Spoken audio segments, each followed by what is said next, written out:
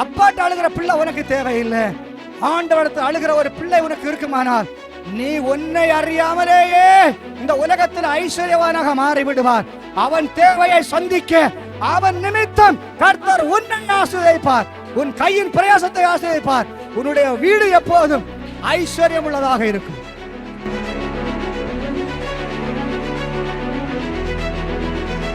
நிறைய பேருக்கு இன்னைக்கு என்ன தெரிகிறது இல்ல, வேதத்தின் அர்த்தம் தெரிகிறது இல்லை. பரிசுத்த ஆவியானவர் இல்லை என்றால் இயேசுவை கிறிஸ்து என்று ஒருவனும் அறிவிக்க முடியாது, பிரசங்கிக்க முடியாது, அறிக்கையிடவும் முடியாது.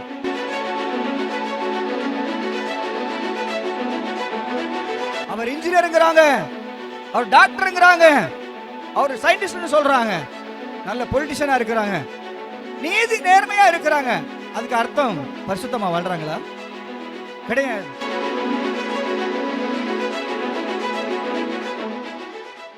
கர்த்தருடைய பரிசுத்த நாமத்துக்கு மகிமை உண்டாவதாக.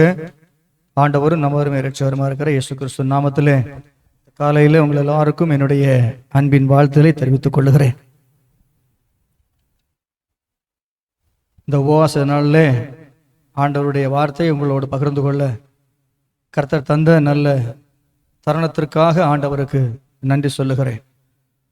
சற்று நேர சிந்தனைக்காக யோவான் எழுதின சுவிசேஷம் 8ஆம் அதிகாரம் 31ஆம் வசனத்தை வாசிப்போம். யோவான் எழுதின சுவிசேஷம் 8ஆம் அதிகாரம் 31ஆம் வசனம். இயேசு தம்மை விசுவாசித்த யூதர்களை நோக்கி, நீங்கள் என் உபதேசத்தில் நிலைத்திருந்தால் மெய்யாகவே என் சீஷராய் இருப்பீர்கள். ஒரு நிமிஷம் நம்ம ஜெபம் பண்ணுவோம். அந்த வசனத்தை ஆண்டவருடைய கரங்களில் ஒப்பு கொடுப்போம். அல்லேலூயா, ஸ்தோத்திரம் அப்பா. ஆண்டவரே, இந்த உபவாச நாளிலும் நம்முடைய பிள்ளைகள் அப்பா தாகத்தோடு நம்முடைய சமூகத்திலே வந்திருக்கிறாங்க. நாளை திருவிருந்து இருக்கிறது ஆண்டவரே. இன்றைய நாள் ஒரு பரிசுத்தத்தின் நாளாக, ஒரு ஆயத்த நாளாக கர்த்தர் அதை எங்களுக்கு மாற்றி தரும்படியாக ஜெபிக்கிறோம்ப்பா. பேசுகிறவர் நீங்கள் அல்ல, உங்களில் வாசம் பண்ணுகிற பரிசுத்த ஆவியானவரே இந்த வசனத்தின்படி அப்பா இந்த காலையில் நீர் எங்களோடு பேசும், ஒவ்வொருவரோடும் பேசும் ஆண்டவரே. சோதரம் ஜெபித்த ஜெபத்திற்கு கர்த்தர் நல்ல பதிலை கொடுக்கும்படியாக ஜெபிக்கிறேன்ப்பா. இந்த நேரத்தில் ஆண்டவரே நம்முடைய ஆசீர்வாதத்தின் கரம் நீட்டப்படுவதாக, நம்முடைய பிள்ளைகளுக்காக நீட்டப்படுவதாக ஆண்டவரே. இதுவரை கிடைக்காத நன்மையின் வாசல்கள் திறக்கப்படும் ஆண்டவரே. இந்த காலையில் ஆண்டவரே உம் ஜனத்தை ஆண்டவரே சோத்திரம் அல்லேலூயா தயவுள்ள சுத்தத்தின்படி கர்த்தர் வெளிப்படுத்த சுத்தமா இருக்கிறபடினால் நன்றி ஆண்டவரே. அல்லேலூயா. நம்முடைய பிள்ளைகளுக்கு ஆவிக்குரிய பூமிக்குரிய சகல ஆசீர்வாதங்களின் நன்மைகளும் கர்த்தர் கொடுக்கும்படி எல்லா தடைகளை கர்த்தர் மாற்றும்படி ஜெபிக்கிறப்பா. இந்த கருத்தில் தாழ்த்தி தருகிறோம். இயேசுவின் நாமத்தில் ஜெபிக்கிறோம் பிதாவே, ஆமென். ஒருடைய கூட அந்த வசனத்தை வாசிக்கலாம். இயேசு தம்மை விசுவாசித்த யூதர்களை நோக்கி, நீங்கள் என் உபதேசத்தில் நிலைத்திருந்தால் மெய்யாகவே என் சீஷராய் இருப்பீர்கள். என் உபதேசத்தில் நிலைத்திருந்தால் மெய்யாகவே நீங்கள் எனக்கு சீஷர்களாய் இருப்பீர்கள். உபதேசத்தை கேட்கிறது மட்டுமல்ல, உபதேசத்தில் நிலைத்திருந்தால் கர்த்தர் என்ன தருவார்? நம்மை சீஷர்களாக மாற்றுவார். ஒரு தம்மை விசுவாசிக்கிற ஒரு விசுவாச கூட்டத்தை ஆண்டவர் கூட்டும்படியாக இந்த உலகத்திலே வரல. அதற்காக ஆண்டவர் வரல. உலகத்திலே ஆண்டவர் இந்த உலகத்திலே 33 ஆண்டுகள் அவர் இந்த உலகத்திலே வாழ்ந்து பரலோகத்துக்கு போவதற்கு முன்பதாக அநேக சீஷர்களை கர்த்தர் வைத்திருந்தார். ஒரு 12 தெரிந்தெடுத்தார், 70 சீஷர்களை தெரிந்தெடுத்தார், 500க்கு அதிகமான சீஷர்கள் ஆண்டவருக்கு இருந்தார்கள். இதெல்லாம் வேதத்தில் நம்ம வாசிக்கிறோம். ஆனால் போவதற்கு முன்பதாக 12 பேருடைய கரத்தில் இந்த ஊழியத்தை கர்த்தர் ஒப்பு கொடுத்தார். ஆமென். எல்லாரிடத்திலும் கொடுக்கல, அழைத்ததில் 12, அதுல 1 பின்னால போயிட்டு 11. பிற்காலங்களில் அப்போஸ்தலர்கள் இன்னொருவரை கூட சேர்த்து கொண்டார்கள் என்று வேதத்தில் வாசிக்கிறோம்.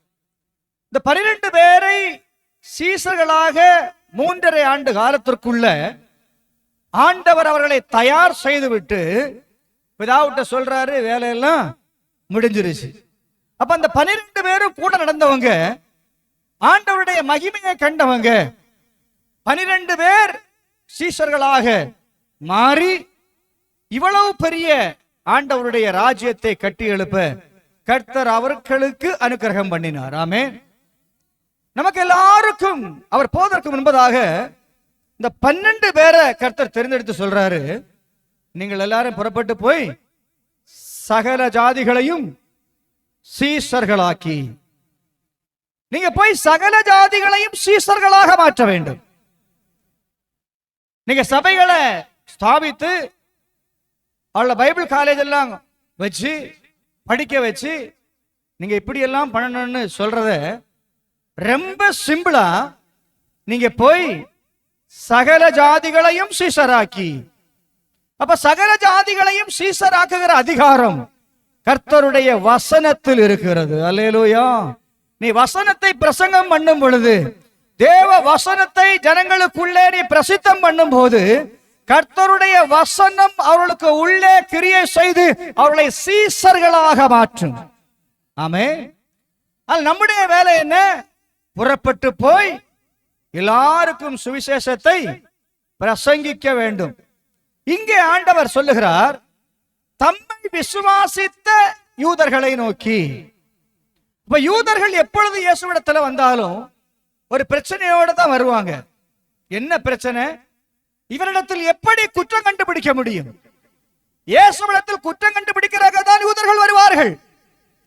பரிசேயர்கள் நியாயப்பிரமாணம் அறிந்தவர்கள், நியாயப்பிரமாணத்தை போதிக்கிறவர்கள் இயேசுவிடத்தில் வரும் பொழுது வார்த்தையில் என்ன குற்றம் கண்டுபிடிக்க முடியும்? இவர் செயல்ல என்ன குற்றம் கண்டுபிடிக்க முடியும்? அவர் வருகிறது நல்லவர்களை போலதான் வருவார்கள். வருகிறவர்கள் ஆண்டவர் பேசுகிற வார்த்தையை கேட்டு அதிலே என்ன குற்றம் இருக்கிறது? நியாயப்பிரமாணத்தை மீறி இவர் போதிக்கிறாரா? நியாயப்பிரமாணத்துக்கு உள்ள நின்று செயல்படுகிறாரா? இவருடைய விசுவாசம் என்ன? இவருடைய உபதேசம் என்ன? இவருடைய அதிகார வரம்பு என்ன? இவருடைய சீசருடைய தகுதி என்ன? சீசர்கள் என்ன செய்கிறார்கள்? சீசர்களுக்கு என்ன கற்றுக் கொடுக்கிறார்? இவைகளை பார்க்கத்தான் ஒரு பரிசீலனை என்ன செய்யறாங்க? ஆண்டவரோடு கூட வருகிறார்கள். ஆனால் இயேசு பல இடங்களிலே யூதர்களிடத்தில் தான் இந்த கேள்விகளை கேட்கிறார். ஆண்டவர் இயேசு இந்த உலகத்தில் வந்தது எதற்காக சொன்னா, நம்ம எல்லாம் பிறகுதான் அவருடைய மரணத்தின் மூலமாக நம்மை சேர்த்துக் கொண்டார். அவருடைய சிலுவை மரணத்தின் மூலம் நம்ம எல்லாரும் அவருடைய ராஜ்யத்தின் புத்திரராக மாறணும். ஆனால் இயேசு கிறிஸ்து இந்த உலகத்திலே வரும் பொழுது வந்ததின் நோக்கம், காணாமற் போன ஆடுகளாகிய இஸ்ரவேலரை மீட்கும்படியாக, தேடும்படியாக இயேசு இந்த உலகத்திலே வந்தார். அவருடைய ஊழியம் சுற்றி சுற்றி இஸ்ரவேல் தேசத்துக்குள்ளே தான் இருந்து கொண்டிருந்தது. சீசர்கள் கேட்கிறாங்க, ஆண்டவரே, நாங்க அடுத்த பட்டணங்களுக்கு போகட்டும், அடுத்த நாடுகளுக்கு போகட்டும், நாங்க அங்கே போய் இந்த மகிமை சுவிசேஷத்தை பிரசங்கிக்கட்டும். ஆண்டவர் சொல்றார், நான் மனுஷகுமாரன் இந்த உலகத்துல வருநாள் அளவு நீங்க இந்த இஸ்ரவேலுக்குள்ள சுத்தினா கூட என்ன செய்ய முடியாது. நீங்க எல்லா இடத்திலும் போய் சுவிசேஷம் சொல்லிவிட முடியாது. நீங்க இப்போ இங்கே தரித்துருங்கள். நீங்க இப்போ எங்க போக வேண்டாம்? வெளியூருக்கெல்லாம் போக வேண்டாம். வெளியூருக்கு போக ஒரு காலம் உண்டு. வெளி இடத்துல போய் நீ சுவிசேஷம் சொல்ல ஒரு காலம் உண்டு. அந்த காலத்துக்காக நீ என்ன செய்யணும்? நான் போன பின்பு நீ காத்திருக்கணும். பரிசுத்த ஆவியானவரிடத்தில் வருவார். அவர் உங்களிடத்தில் வந்து இறங்குவார். தன்னுடைய வல்லமையை தருவார். உங்களை அபிஷேகிப்பார். உங்களுக்குள்ள இருந்து கிரியை செய்யும் போது நீங்கள் பலனடைந்து போய் எனக்கு சீசர்களாக மாறுவீர்கள். ஆமென். சாட்சிகளாக மாறுவீர்கள். அப்போஸ்தலர் 1:8 சொல்றோம், வாசிக்கிறார்கள் இல்லையா?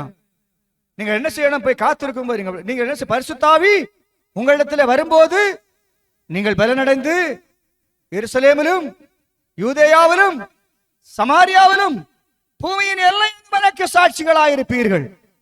பரிசுத்த ஆவியின் பலன் இல்லாமல் என்ன செய்ய முடியாது? ஊழியத்தை செய்துவிட முடியாது. சாட்சியாய் நிற்க முடியாது. சாட்சியாய் வாழ முடியாது. பரிசுத்தமாய் வாழ முடியாது. அதற்கு பரிசுத்த ஆவியானவர் வேண்டும். பரிசுத்த ஆவியானவர் இல்லாம வாழ முடியுமா? முடியும். பரிசுத்த ஆவியானவர் இல்லாம நல்ல கிறிஸ்தவனா வாழ முடியுமா? முடியும். அது சாதாரணமான பக்தி. எல்லாருக்கும் பக்தி உண்டு, எல்லா ஜனங்களுக்கும் பக்தி உண்டு. பரிசுத்தமா வாழணும்னு சொன்னா பரிசுத்த ஆவியானவர் நமக்கு வேணும். உலகத்துல நிறைய கல்வி வைக்கிறோம், நிறைய படிக்கிறோம் இல்லையா? அவர் இன்ஜினியருங்கிறாங்க, அவர் டாக்டருங்கிறாங்க, அவர் சயின்டிஸ்ட் சொல்றாங்க, நல்ல பொலிட்டிஷியனா இருக்கிறாங்க, நீதி நேர்மையா இருக்கிறாங்க. அதுக்கு அர்த்தம் பரிசுத்தமா வாழ்றாங்களா? கிடையாது. கல்வி ஒருவனை பரிசுத்தப்படுத்துமா? முடியாது. இந்த வசனம் தான் ஒரு மனுஷனை பரிசுத்தப்படுத்தும். பரிசுத்த ஆவியானவரால் மட்டும்தான் ஒரு மனுஷனை பரிசுத்தப்படுத்த முடியும். கல்வி ஒருவனை பரிசுத்தப்படுத்தும்னு சொன்னா இன்னைக்கு இருக்கிற கிரைம்ல 90% படிச்சவன் தான் செய்றான். இன்னைக்கு இருக்கிற டிஜிட்டல் உலகத்துல 90% போக்கிரித்தனம் செய்யறது படிச்சவன். நீங்க வேணா கிரைம் ஹிஸ்டரி எடுத்து பாருங்க. ரொம்ப ரொம்ப மைனூட்டான வேலைகளை எல்லாம் செய்யறது அவங்க தான் செய்வாங்க. ஆசிரியர்கள் கற்றுக் கொடுக்கறாங்க பிள்ளைங்களுக்கு இல்லையா? நிறைய ஸ்கூல்ல நீங்க பாத்தீங்கன்னா தெரியும், பிள்ளைகளோட பாலியல் தொடர்புல சிக்கிறவங்க யாரு? நான் படித்த காலத்திலே அது உண்டு. இன்னைக்கு தொடர்றது. கல்வி மாற்றிச்சா? அவங்கள மாற்ற முடிஞ்சுதா? எவ்வளவு அதிகாரிகள் லஞ்சம் வாங்குறாங்க, மாற்ற முடிஞ்சுதா? பேராசை பிடிச்சு எவ்வளவோ அநீதிக்காரன நீதிமான மாற்றுறாங்க. எவ்வளவு ஜட்ஜஸ் இருக்கிறாங்க. கண் முன்னால பாக்குறோம், கண் முன்னால கேட்கிறோம். டெய்லி பத்திரிகை செய்தி. படிச்சவங்க தானே, படிச்சவங்க. படிக்காத கூட போற அந்த பாலியல் சம்பந்தமான கேசுகளை பாருங்க, படிச்சவங்க தான் இருக்கிறாங்க. பணம் நிறைய வந்தவங்க அந்த பாவத்தை செய்றான், படிச்சவன் தான் செய்றான். சென்னையில பாத்தீங்கன்னா ஆடம்பர ஹோட்டல்களை மனைவிகளை மாத்துறாங்க. செய்தி வருது வருஷம். எவன் செய்யறான்? படிக்காத முட்டாளா செய்யறான், படித்தவன் தான் செய்யறான். மாற்றிச்சா அவன் அந்த படிப்பு? மாற்றிச்சா? இல்லையே, மாற்றல. உன்னை மாற்றணும்னு சொன்னா பரிசுத்த வேதாகமத்தை தவிர, பரிசுத்த ஆவியானவரை தவிர உலகத்தில் ஒரு மனுஷனையும் பரிசுத்தமாய் வாழ வேற ஒண்ணும் உதவி செய்யாது. நாங்கள் பிரசங்கிக்கிற இந்த வேத புத்தகம் ஒரு மனுஷனை பரிசுத்தவானாக மாற்றி தேவனோடு நடக்க பண்ணும், தேவனுடைய மகிமையை காண பண்ணும், தேவனுடைய அதிகாரத்தை பெற்று தரும், தேவனுடைய வல்லமையை பெற்று தரும். அவர் சொல்றார், தம்மை விசுவாசித்த யூதர்களை பார்த்து ஆண்டவர் சொல்லுகிறார், நீங்க என்னுடைய உபதேசத்தில் நிலைத்திருந்தால், உபதேசத்தில் நிலைத்திருந்தால் எனக்கு சீசர்கள். எல்லா நாளும் ஆராதனைக்கு வருவோம், எல்லா நாளும் செய்தி கேட்போம், எல்லா கூட்டத்திலும் தவறாம கலந்து கொள்வோம், காணிக்கை கொடுப்போம், எல்லா காரியங்களையும் செய்வோம். சீசர்களா மாறிட்டோமா?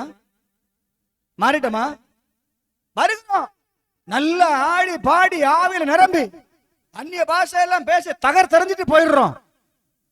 வாழ்க்கை ஆண்டவர் விரும்புற மாதிரி இருக்கா? உபதேசத்தில் நிலைத்திருக்கிறோமா? அவர் சொல்றார், என்னுடைய உபதேசத்தில் நிலைத்திருந்தால் நீங்கள் எனக்கு சீஷர்கள்.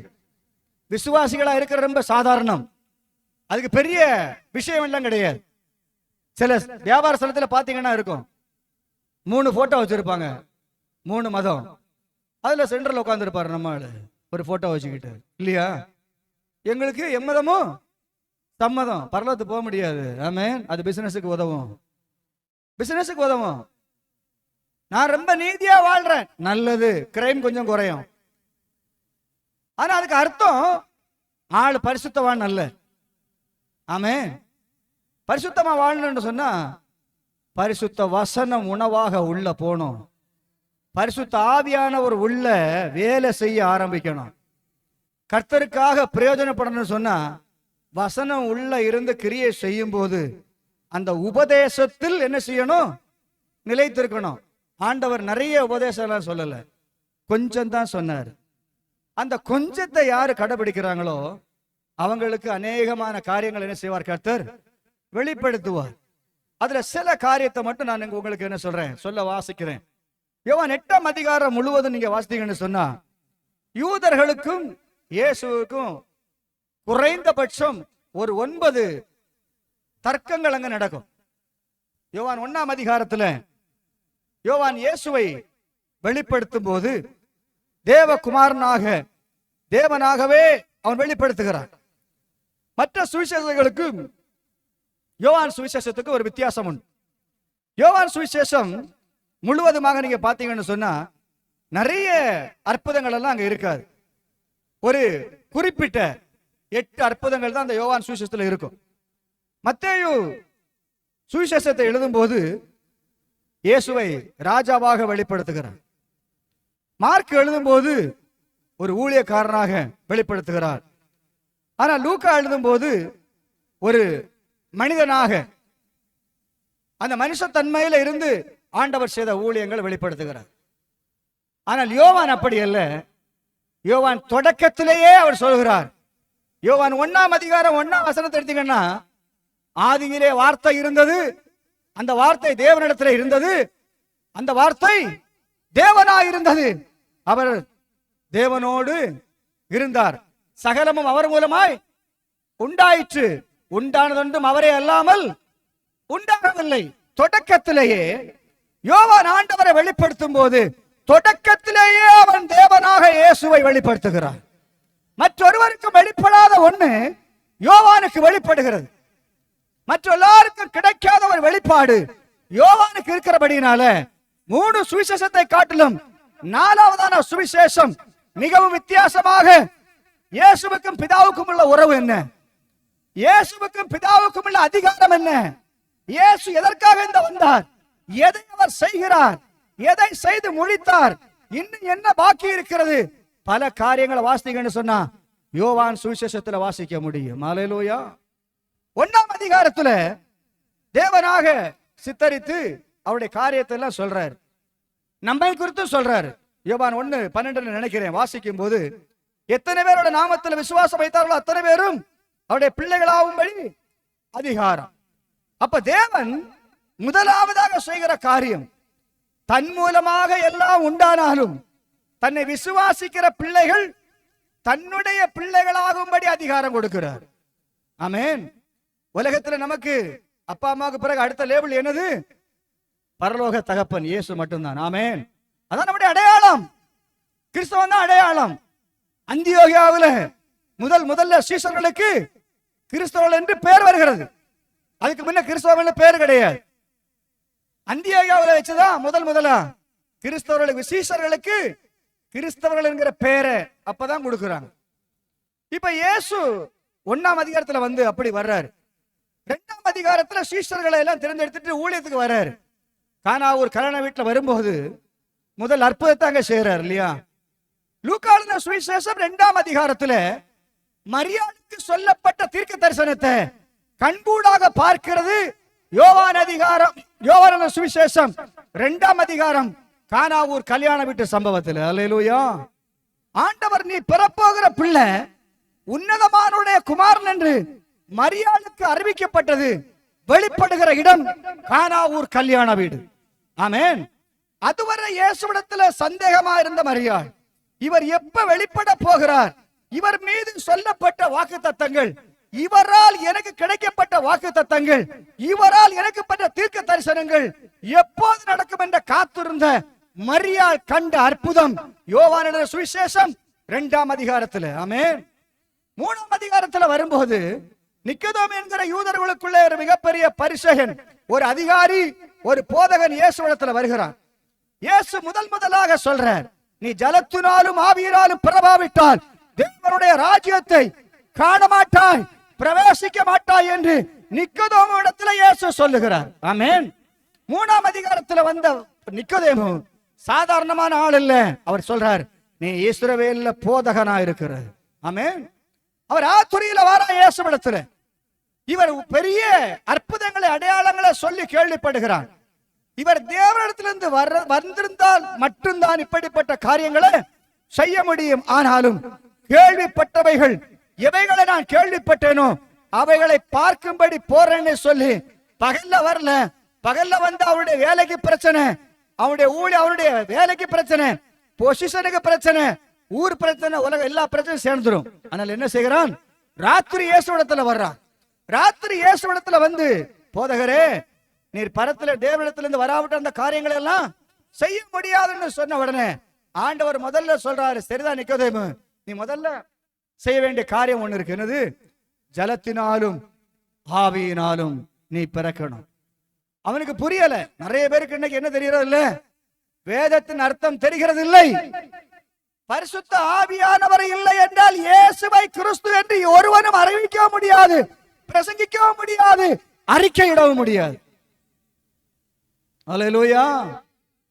இயேசு தேவனானு கேட்ட பதில் இல்ல, அவர் தேவன்தான், அவர் தேவன்தான். என்ன சந்தேகம்? ஆவியானவர் வெளிப்படுத்துவார், ஆவியானவர் பேசுவார். உலக ஞானத்தினால் வேதத்தின் ரகசியங்களை ஒருவன் கற்றுக்கொள்ள முடியாது, ஒருவன் பெற்றுக்கொள்ளவும் முடியாது.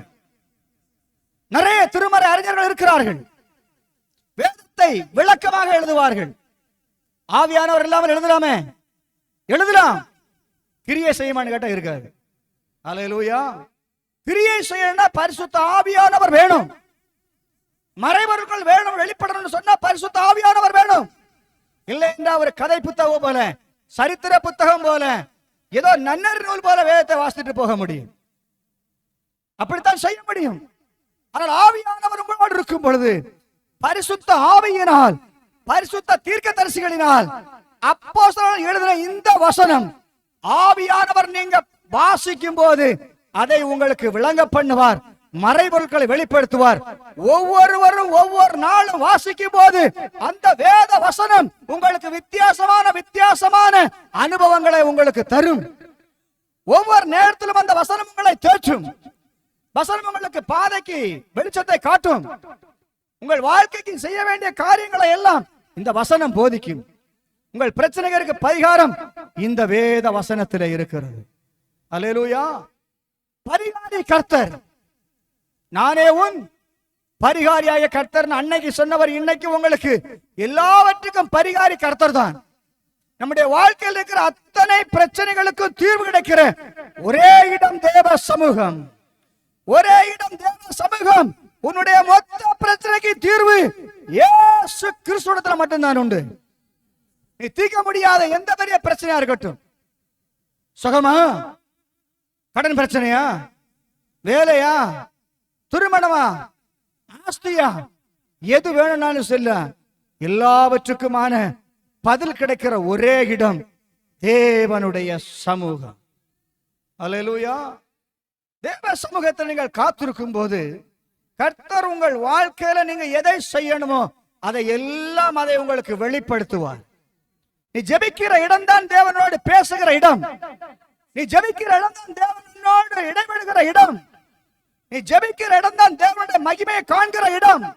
நீ தேவ சமூகத்தில் இருக்கும் போதுதான் தேவன் உனக்காக வந்து இறங்குவார். அல்லேலூயா. யோவான் 4ஆம் அதிகாரத்தில் வரும்போது சமாரியா ஸ்திரீ தாகத்துக்கு தாண்ட ஒரு அம்மாட்ட கேட்டாரு. சமாரியாவுக்குள்ள அதுக்கு முன்னால ஆண்டவர் 2 இடம் போறதுக்கு முயற்சி பண்ணார், அங்க போக முடியல. இயேசுவிடத்துல பேச ஆரம்பித்ததும் அவளுடைய இருதயம் திறக்க ஆரம்பித்ததும் சரியாக இருந்தது. அல்லேலூயா. அவள் தண்ணி எடுக்க வரும்போது இப்படி இயேசுவை பார்ப்பேன், அவரை சந்திப்பேன், சந்தித்த உடனே அவரிடத்துல கேட்டு ஜீவ தண்ணீரை வாங்க வேணாம் அவ வரல, அவ பதிவு போலதான் வந்தா. அல்லேலூயா. பதிவு போலதான் ஆராதனைக்கு வந்தா, பதிவு போலதான் அவள் எப்போது வருகிற போலதான் வந்தா. ஆனால் ஒரு நிமிடத்துல கர்த்தர் வாழ்க்கையை மாற்றி விட்டு. அல்லேலூயா. இன்றைக்கு உங்கள் வாழ்க்கை அப்படித்தான் மாறப்போகிறது. நீங்க நினைக்காத காரியத்திற்காக வந்திருப்பீங்க, எதையுமே யோசிக்காம வந்திருப்பீங்க. கர்த்தர் உங்கள் வாழ்க்கையை அப்படியே மாற்றி போடுவார். அல்லேலூயா. சூழ்நிலைகளை மாற்றி போடுவார். உங்களை கொண்டு தேசத்தை ரட்சிப்பார், உங்களை கொண்டு தேசத்தை ரட்சிப்பார். அது என் தேவனால் முடியும், முடியும்.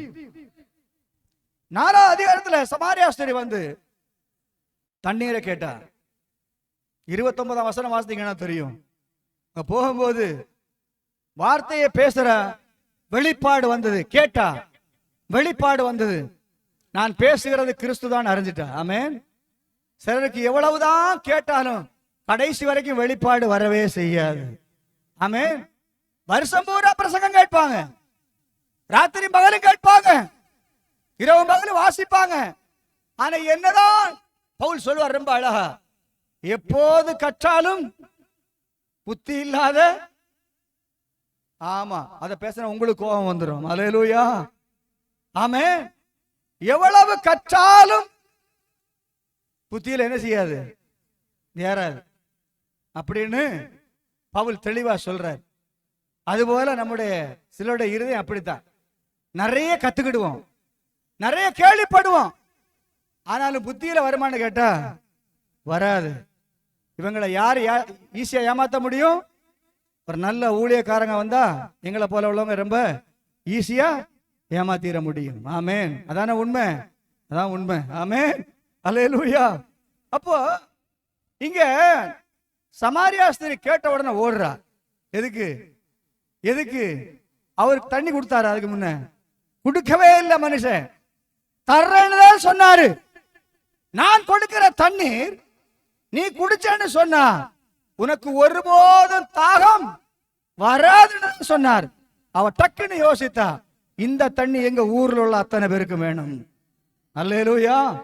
இதான் வெளிப்பாடு. இந்த தண்ணி எனக்கு மட்டும் இல்ல, இந்த தண்ணி நான் இப்ப வாங்கி குடிச்சா நான் மட்டும்தான் திருப்தி ஆவேன். எங்க ஊர்ல ஏகப்பட்ட ஆள் இருக்கிறாங்க. நான் குடிக்கிற இந்த தண்ணிய எங்க ஊர்ல உள்ள எல்லாரும் குடிக்கிறேன்னு ஒரு சமாரியா ஸ்திரீ ஆசைப்பட்டா. சமாரியா தேசத்தின் 2 பட்டணங்கள் ஒரே நாளில் ரட்சிக்கப்பட்டது.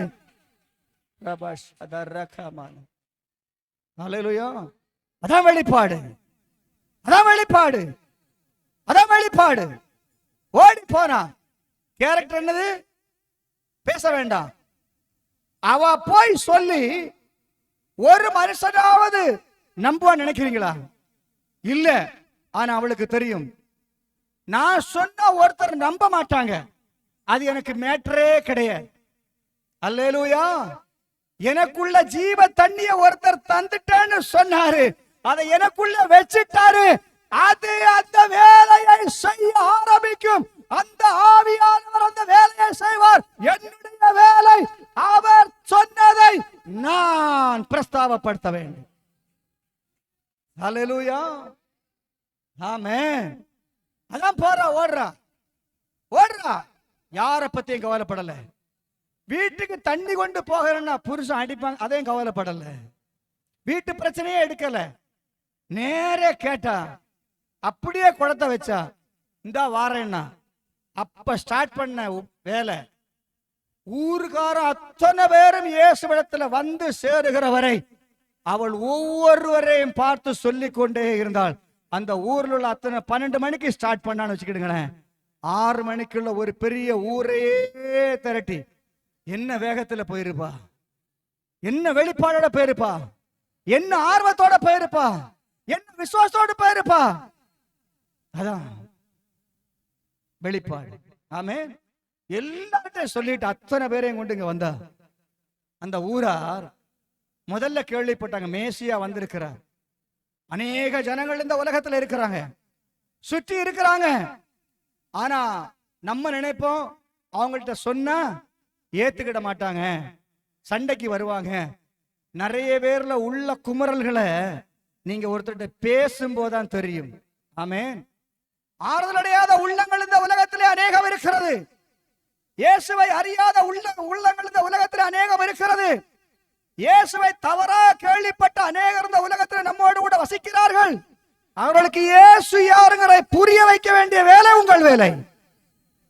அதற்கு தான் கர்த்தர் அழைத்திருக்கிறார். ஆமென். அவங்களுக்கு தெரியாது, அவங்களுக்கு தெரியாது. கேள்விப்பட்டதெல்லாம் வெறுப்பு மட்டும்தான். இயேசுன்னு சொன்னா வெள்ளக்கார கடவுள், வெறுப்பு. எங்களுக்கு இருக்கிற இங்க இருக்கிற தெய்வங்கள் போது ஏன் ஒரு இறக்குமதி, அப்படிதான் கேள்விப்பட்டிருப்பாங்க, அதான் சொல்லி வச்சிருப்பாங்க. ஆனால் உங்களை நேசிக்கிற ஒருவர், உலகத்திலே உங்களை நேசிக்கிற ஒரு தெய்வம் உண்டென்றால் அது நாங்கள் பிரசங்கிக்கிற இயேசு மட்டும்தான். ஒரு மனுஷனை போல கூட இருந்து நடத்துகிற ஒரு ஆள், ஒரு தேவன் உண்டு சொன்னா அது இயேசு கிறிஸ்துவை தவிர இவர் யாரும் கிடையாது உலகத்துல. அவர் ஆலோசனை கர்த்தர்.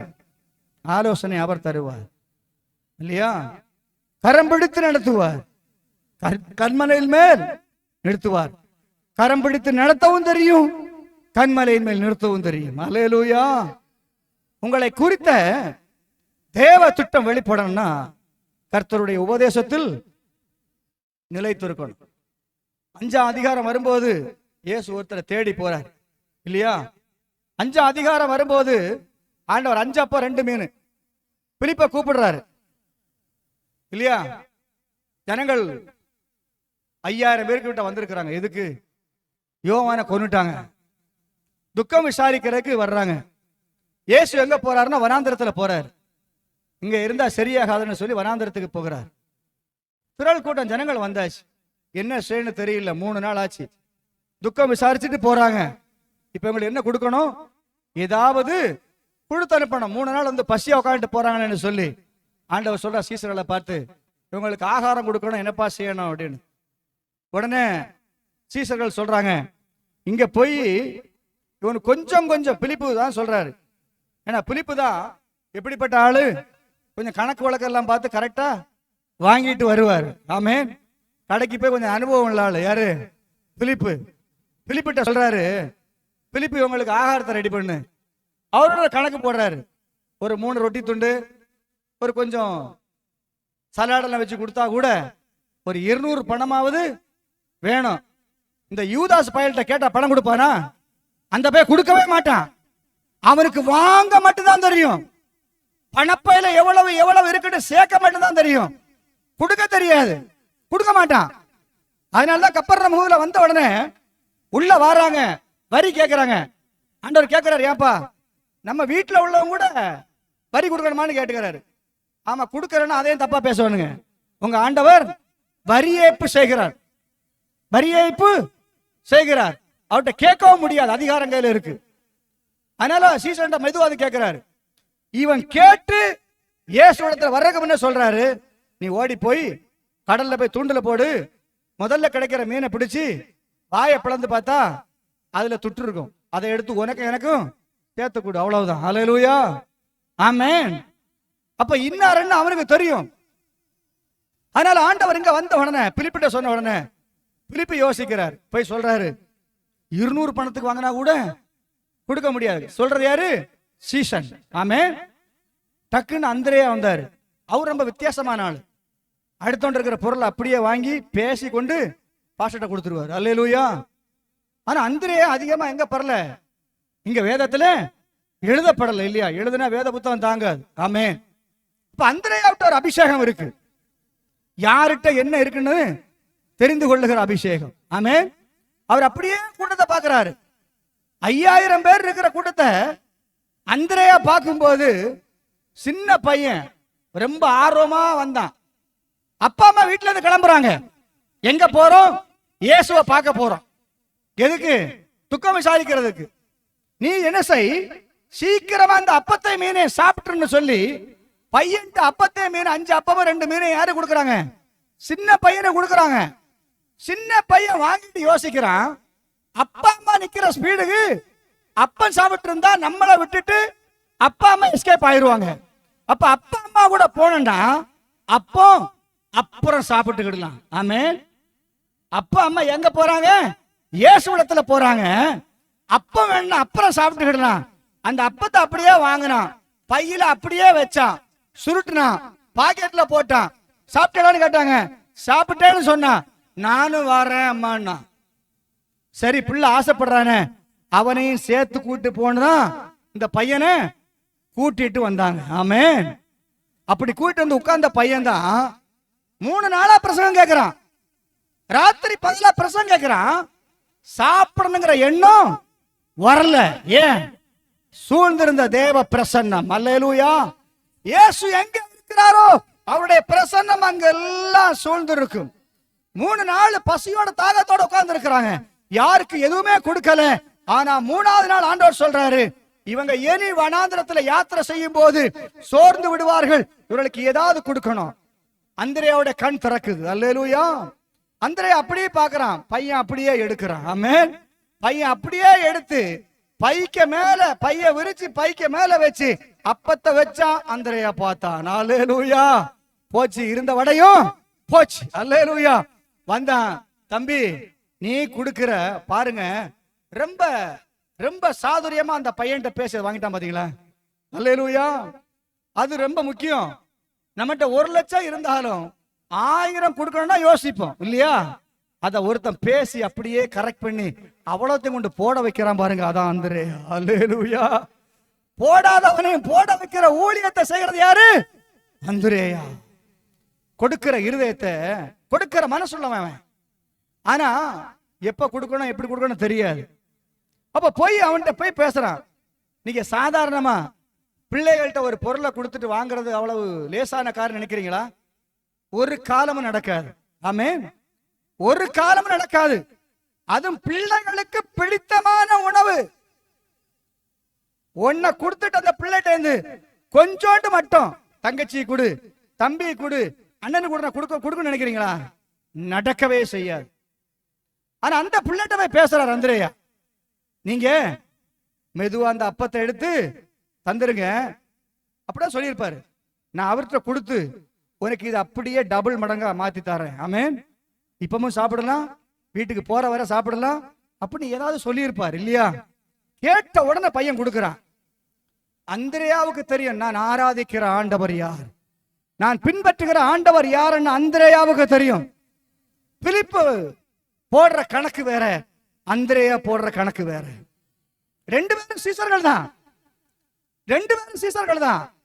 2 பேருடைய பார்வை வித்தியாசம். ஒருத்தன் அந்த இடத்துல இருக்கிற பிரசன்ட், அந்த இடத்துல கடையில போய் வாங்கி கொடுக்கறதுக்கு என்ன ஆகும்னு யோசிக்கிறான். ஒருத்தன் இருக்கிறத கர்த்தரிடத்துல கொடுத்தா என்ன நடக்கும்னு யோசிக்கிறான். அல்லேலூயா. கர்த்தருக்காக கொடுக்கறதுல கொடுத்தா என்ன நடக்குன்னு யோசித்தவன் அந்திரேயா. ஆமென். நாளை பாஸ்டர் சொன்னார் இல்லையா, போய் ஏடிஎம்ல கிடக்கிறது, வீட்டுல கிடக்கிறது எல்லாத்தையும் எடுத்துட்டு சர்ச்சுக்கு வந்துருங்க. பிலிப்பா இருந்தா கணக்கு பார்ப்பான். இத கொண்டு இவ்வளவு கொடுத்தா அவரு என்னெல்லாம் செய்திருவார்னு யோசிப்பான். ஆமென். அந்திரேயாவா இருந்தா உள்ளத கொண்டு அங்கே கொடுப்போம். அங்க கொடுத்த பிறகு கிடைக்கிற ஆசீர்வாதம் என்னங்கிறது அந்திரேயாவுக்கும் கொடுத்த பையனுக்கு மட்டும்தான் வெளிப்பட்டது. அல்லேலூயா. கொடுத்தான். என்ன ஆக்குறாரு? கூப்பிட்டாரு, அண்ணாந்து பார்த்தாரு, ஸ்தோத்திரம் பண்ணாரு, விட்டாரு, கூடையில போடுறாரு, போட்டாங்க. உட்கார வேணும்னு சொன்னாரு, உட்கார்ந்தாங்க. உட்கார வச்சாங்க. விளம்புன்னு சொன்னாரு, விளம்புனாங்க. விளம்புனவன் விளம்பி தீர்ந்த பிறகு ஒரு கூட மிச்சம். அல்லேலூயா. தின்னவனுக்கு அப்போ, விளம்புனவனுக்கு ஒரு கூட மிச்சம். அல்லேலூயா. தின்னவனுக்கு வயறு நிறைஞ்சது, விளம்புனவனுக்கு வயறு நிறைஞ்சது, ஒரு கூட மிச்சமும் கிடைச்சது. அல்லேலூயா.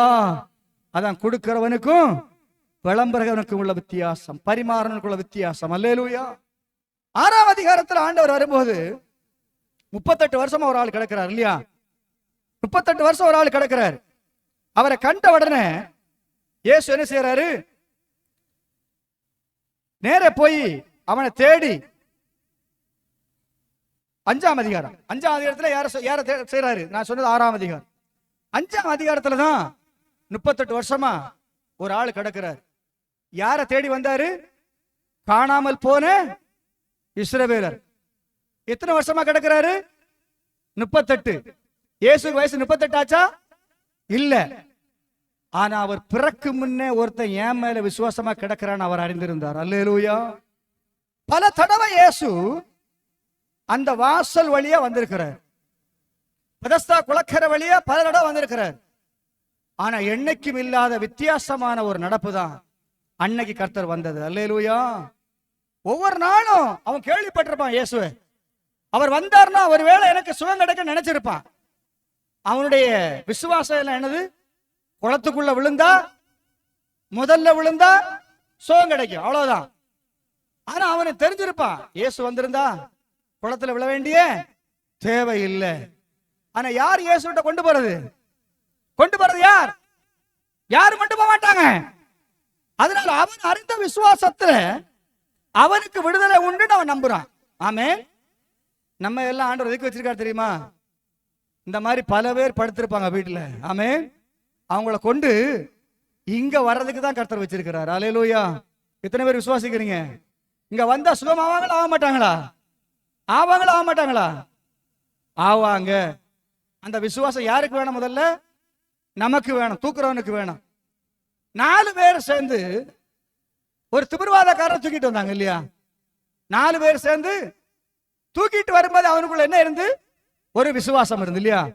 இயேசு வந்துட்டாரு, கப்பர்நகூம்ல வந்துட்டாரு, வீட்டுல இருக்கிறாரு.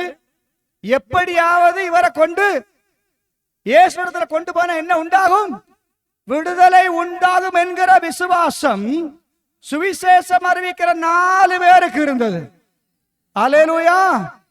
அவங்க பார்த்தாங்க, இவரை தூக்கி குளிப்பாட்டி ட்ரெஸ் எல்லாம் போட வச்சு இவரை இயேசு விட்ட வீல் சேர்ல வச்சு கொண்டு வர்றதுக்குள்ள யார் போயிருவா? இயேசு போயிருவார். ஆமென். பார்த்தான், போனா, வந்திருக்கிறாருன்னு கேள்வி போட்டோம். சீக்கிரமா ரெடி ஆகுனா அவன் சொன்னான், இனிதான் எனக்கு எங்க போகணும்? வாஷ்ரூம் போகணும். நான் எங்க போறேன்? இயேசுவை பார்க்க போறேன்னா ட்ரெஸ் சேஞ்ச் பண்ணணும், கொஞ்சம் சாப்பிடணும்.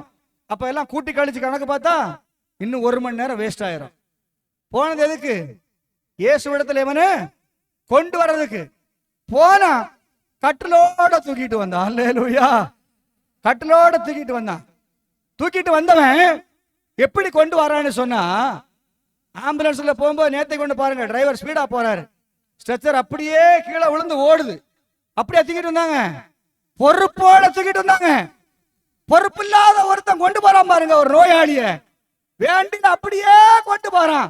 ஒரு ஹம்பில ஏறி கீழே விழுது, ஸ்ட்ரெச்சரோட கீழே விழுது, அப்படியே ஓடுது வண்டிக்கு பின்னால. ஸ்ட்ரெச்சர்ல கிடக்கிற ஆளு நிலைமை நினைச்சு பாருங்க. 108ல வேண்டாம், என்கிட்ட வாட்ஸ்அப் இருக்கு, யாரும் என்கிட்ட என்ன செய்ய முடியாது, போய் சொல்ல முடியாது. அவினாசி சாலை கோயம்புத்தூர்னு போட்டிருக்கு. அது உண்மையா போயான்னு அரசுக்கு தான் தெரியும், எனக்கு தெரியாது. அல்லேலூயா. இது வந்த செய்தி, கண்ட செய்தி. ஆமென். இப்ப இவன் 4 பேர் சேர்ந்து தூக்கிட்டு வரான் பொறுப்போட. இயேசு இருக்கிறார், உள்ள கொண்டு வந்தாச்சு. ஆனா ஆண்டவர் இருக்கிறது இங்க, வாசல் ஃபுல்லா, வீடு ஃபுல்லா ஆளு. இப்ப இருக்கிற சூழ்நிலையில இவனை கொண்டு இயேசு இடத்துல கொண்டு வர்றது அசாதாரணமான காரியம். தூக்குன 4 பேர் ரொம்ப டேஞ்சரான ஆளு. இயேசு இருக்கிற இடம் பார்த்து பார்த்தான், அப்படியே உத்தரத்தை என்ன செஞ்சு அப்படியே மேல ஏறினான், ஓட்ட பிரிச்சான். ஒரு கட்டில் போற அளவுக்கு அந்த இடத்தை அப்படியே அந்த கேப்ப எல்லாம் வெட்டினான். இயேசுங்க உட்கார்ந்து இருக்கிறாரு. என்னடா நம்ம உட்கார்ந்து இருக்கிறோம், திரள் கூட்டம் ஆள் இருக்கு, இவனுங்க நமக்கு முன்னாலே வந்து ஓட்ட பிரிக்கிறானுங்க, பட்டியலை வெட்டுறானுங்க, ஒரு பெரிய கேப்ப உண்டாக்குறானுங்க. ஏன்ட்ட கேட்கல, சகோதரர்கள்ட்ட கேட்கல, மரியாள்கிட்ட கேட்கல, யோசேப்புட்ட கேட்கல இல்லையா? யாரெல்லாம் அங்க இருந்தாங்களோ அவங்கள்ட்ட யார்ட்டவே கேட்கல, ஒருத்தட்டும் கேட்கல. வந்தானுங்க சொந்த வீட்டுல வெட்டுற மாதிரி. நம்ம வீட்டுல நடக்குமா? வந்து இயேசு உள்ள இருக்காரு, பாஸ்டர் உள்ள வந்துட்டாரு, நாங்க இப்படி தூக்கிட்டு வந்துட்டோம், அதுல அவர் இருக்கிற இடத்துல எப்படியா பாஸ்டர்ட கொண்டு போனோம், நான் அந்த சீட்டை எடுத்துட்டு உள்ள கொண்டு போறேன்னா அங்கே அடிச்சு துவச்சிருவாங்க. அல்லேலூயா. அங்க அதெல்லாம் கூட்டம் முடிஞ்சு பாத்துக்க, அங்க உட்கார வை, கட்டளோட வந்த படுக்க வை, செத்தொண்டு போக மாட்டான். உடனே நம்ம வாயிலிருந்து வருமா வராதா? அதான் வரும். அவன் விஷன் உள்ளவன், தரிசனம் உள்ளவன், அந்த வேகம் தெரிஞ்சவன், விவேகம் உள்ளவன். அவனுடைய நோக்கம் இவனை கொண்டு இயேசுவ பாதத்துல வைக்கணும், அவ்வளவுதான். என்ன தடை வந்தாலும் நான் அவனை கொண்டு இயேசுவத்துல வைப்பேன். என்னதான் தடை வரட்டு, அத்தனை தடைகளை மீறி நான் அவனை தேவ சமூகத்தில் கொண்டு வருவேன். என் ஆண்டவர் அவனை விடுவிப்பார், என் ஆண்டவரை விடுவிப்பார், அவன் சூழ்நிலைகளை மாற்றுவார். அதோட விசுவாசம். வந்தான், அறுத்தான், முறிச்சான், கட்டிலோட கட்டி உள்ள இறக்குனான். அல்லேலூயா. உட்கார்ந்து இருக்கிறான் பெரிய பெரிய ஆட்கள். இயேசு பக்கத்துல உட்கார்ந்து இருக்கிற சாதாரண ஆள் நினைச்சீங்களா? ஊர்ல இருக்கிற கனவான் எல்லாம் இயேசு கிட்ட உட்கார்ந்து இருப்பான். ஊர்ல இருக்கிற பெரிய ஐஸ்வர்யவான், நீதியரசர், பேருள்ளவன், ஜமீன்தார், அத்தனை பேர் பரிசேயர்கள், இதுல வேற சீசர்கள், இவரை சுத்தி ஒரு பெரிய அதிகாரமுள்ள கூட்டம் இருக்கும். அது தெரிஞ்சுதான் அவன் என்ன செஞ்சான், ஓட்ட பிரிச்சான். அல்லேலூயா. இவங்க இருக்கிற இடத்துல அவரெல்லாம் உள்ள கொன்ற முடியாது, தடை வரும், தடை வரும். அவன் அங்க நிப்பாட்டு சொல்லுவான். அதிகாரம் உள்ளவன் எங்க இருக்கிறான்? ஆனா என்ன செஞ்சான்? இறக்கி அப்படியே வச்சான். இயேசு ஒன்னும் கண்டுக்கிடல. ஆமென்.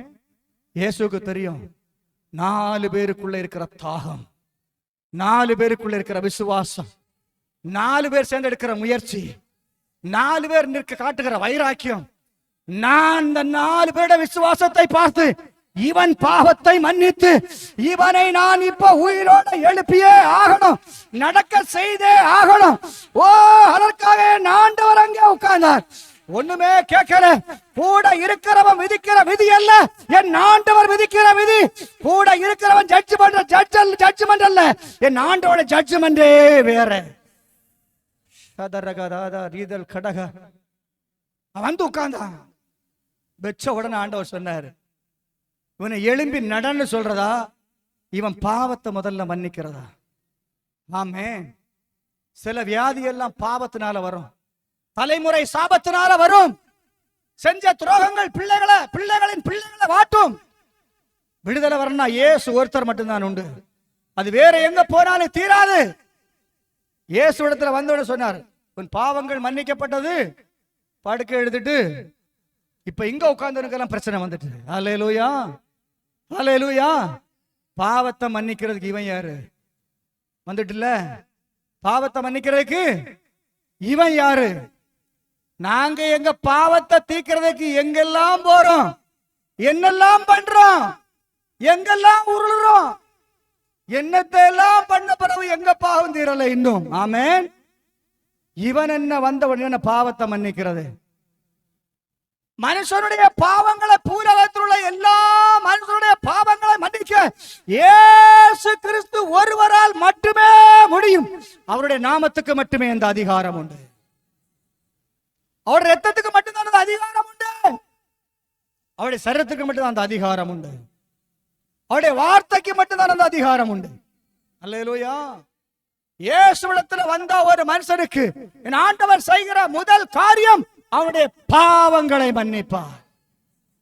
பிறகுதான் நோய்களை மாத்துறது. பாவம் மன்னிக்கப்பட்டாலே நோய் மாறிடும். பாவம் மன்னிக்கப்பட்டாலே ஆசீர்வாதம் வந்துடும். பாவம் மன்னிக்கப்பட்ட பரலோகம் உனக்காக திறக்கும். அல்லேலூயா. உன் பாவம் மன்னிக்கப்பட்டா ஜீவ புஸ்தகத்துல பேர் இருந்தாலே போரும். பரமசேனை உனக்கு பின்னாக நிற்கும். பரலோக தேவன் மட்டுமல்ல, பரமசேனையும் உனக்கு முன்பதாக உன்னோடு கூட நிற்கும். அல்லேலூயா. அன்று முதல் ரட்சிக்கப்படுவதற்காக தூதர்களை நியமிப்பார் ஆண்டவர். உங்கள் கால்கள் ரதாடபடிக்கு அவர்கள் என்ன செய்வாங்க? பார்த்துக்கிடுவாங்க. அல்லேலூயா. கீழே விழுந்தா தூக்கிடுவாங்க, விழப்போனா தாங்கிடுவாங்க. உன்னை சுற்றி ஒரு பாளையம் இருக்கும், ஒரு பிரசன்னம் இருக்கும், ஒரு தெய்வீக பாதுகாப்பு இருக்கும். அல்லேலூயா. இஸ்ரவேல் தேசத்துல எலிசா இருக்கிறான். படைகள் சூழ்ந்தாச்சு. இவரை எப்படியாவது கொல்லணும். படைகள் சூழ்ந்தாச்சு. வந்து பார்க்கிறான். எலிசா என்ன சொன்னாரு? ஆண்டவரே சொல்றாரு, அவனுகிட்ட இருக்கிறத காட்டிலும் நம்ம கிட்ட இருக்கிற சேனை பெரு சேனை. இந்த சேனை ஒண்ணும் நம்ம சேனை பக்கத்துல வரவே முடியாது. இது பரலோக சேனை, கீழே நிக்கிறது பூலோக சேனை. நம்மகிட்ட இருக்கிற பரலோக சேனை. கேஎஸ்சி கண்ணு திறந்துச்சா? திறக்கல. அல்லேலூயா. உடனே தீர்க்கதரிசி சொல்றாரு, கர்த்தாவே இவன் கண்ணை கொஞ்சம் திறந்துருங்க, வேற வழி இல்லை. அல்லேலூயா. நம்ம எவ்வளவுதான் விசுவாச வார்த்தையை பிரசங்கித்தாலும் கேட்கிறதை தவிர அந்த விசுவாசத்தில் நம்ம நடக்கிறதும் இல்ல, அதை அப்பியாசப்படுத்துகிறதும் இல்ல. கண்ணு திறக்கணும். அல்லேலூயா. கண்ணு திறக்கணும். கண்ணு திறக்கலன்னா எவ்வளவு கேட்டாலும் பிரயோஜனம் இல்லை. கண்ணு திறக்காதவரை எவ்வளவு கேட்டு பிரயோஜனம் இல்லை. அழுகிற ஆங்கரை கூப்பிட்டு சொன்னார் ஆண்டவர். கண்ணை திறந்தாரு. அப்புறம் தான் ஊற்று கிடக்கிற தெரிஞ்சது. அல்லேலூயா. அது வரைக்கும் அந்த ஊற்று பார்த்து தான் போனா, ஊற்று காணல. ஆமென். பிள்ளைய பக்கத்துல போட்டுட்டு ஒழிச்சுட்டு பார்த்து பிள்ளை அழுகுது, அவளும் அழுகுறான். பிள்ளையின் சத்தத்தை அவர் கேட்டார். அல்லேலூயா. அழுகிற பிள்ளைங்களா இருக்கணும் நமக்கு. ஆமென். நம்மகிட்ட இருக்கிற பிள்ளைங்க தேவை வரும்போது எங்க அழணும்? ஆண்டவரை பார்த்து அழணும். தனக்கு ஒரு தேவை வந்து பெற்றோரை பார்த்து அழுகிற பிள்ளை நமக்கு தேவையில்லை. கர்த்தரை பார்த்து அழுகிற ஒரு பிள்ளை இருக்குமானால் அவன் தேவையை சந்திக்க கர்த்தர் உன்னை ஆசீர்வதிப்பார். அல்லேலூயா. அப்பாட்ட அழுகிற பிள்ளை உனக்கு தேவையில்லை. ஆண்டவரத்தில் அழுகிற ஒரு பிள்ளை உனக்கு இருக்குமானால் நீ உன்னை அறியாமலேயே இந்த உலகத்தில் ஐஸ்வர்யவானாக மாறிவிடுவார். அவன் தேவையை சந்திக்க அவன் நிமித்தம் கர்த்தர் உன்னை ஆசீர்வதிப்பார். உன் கையின் பிரயாசத்தை ஆசீர்வதிப்பார். உன்னுடைய வீடு எப்போதும் ஐஸ்வர்யம் உள்ளதாக இருக்கும். அல்லேலூயா, ஆமென். திமிர்வாதக்காரன்ட்ட பாவத்தை மன்னிச்சாரு.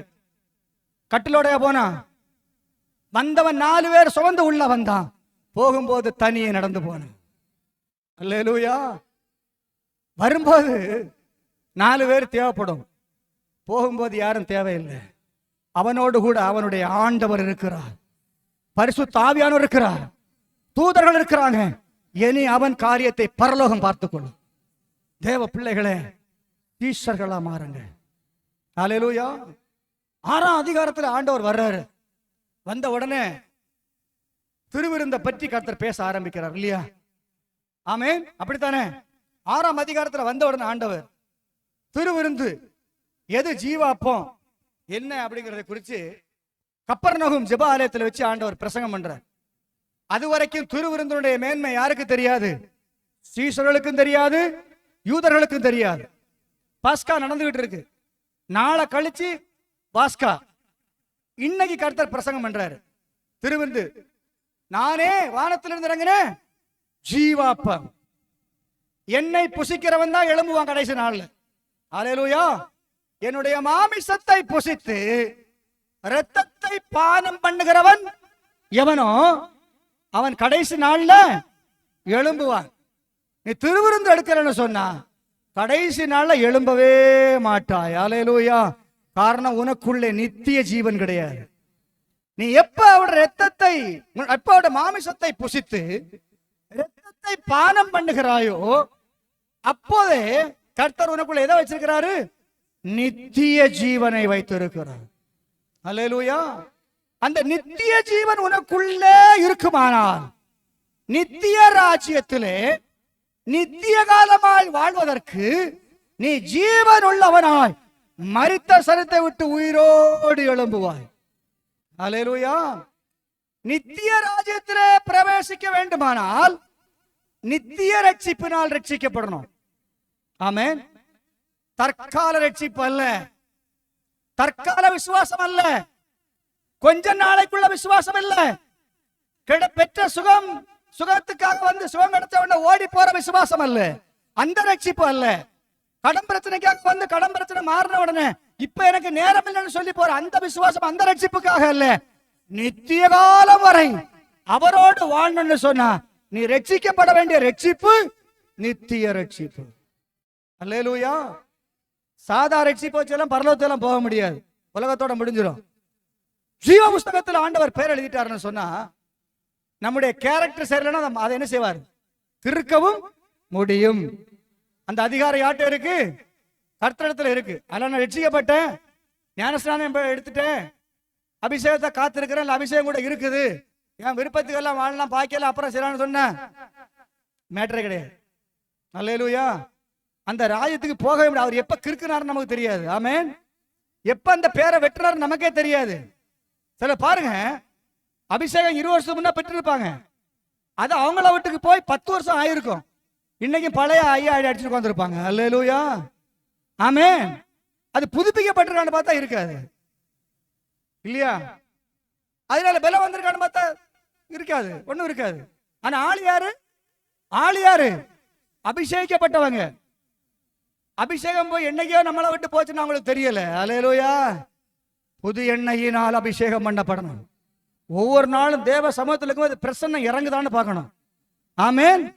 பிரசன்னம் இறங்கலன்னு சொன்னா பிரசன்னத்திற்காக காத்திருக்க வேண்டும். அல்லேலூயா.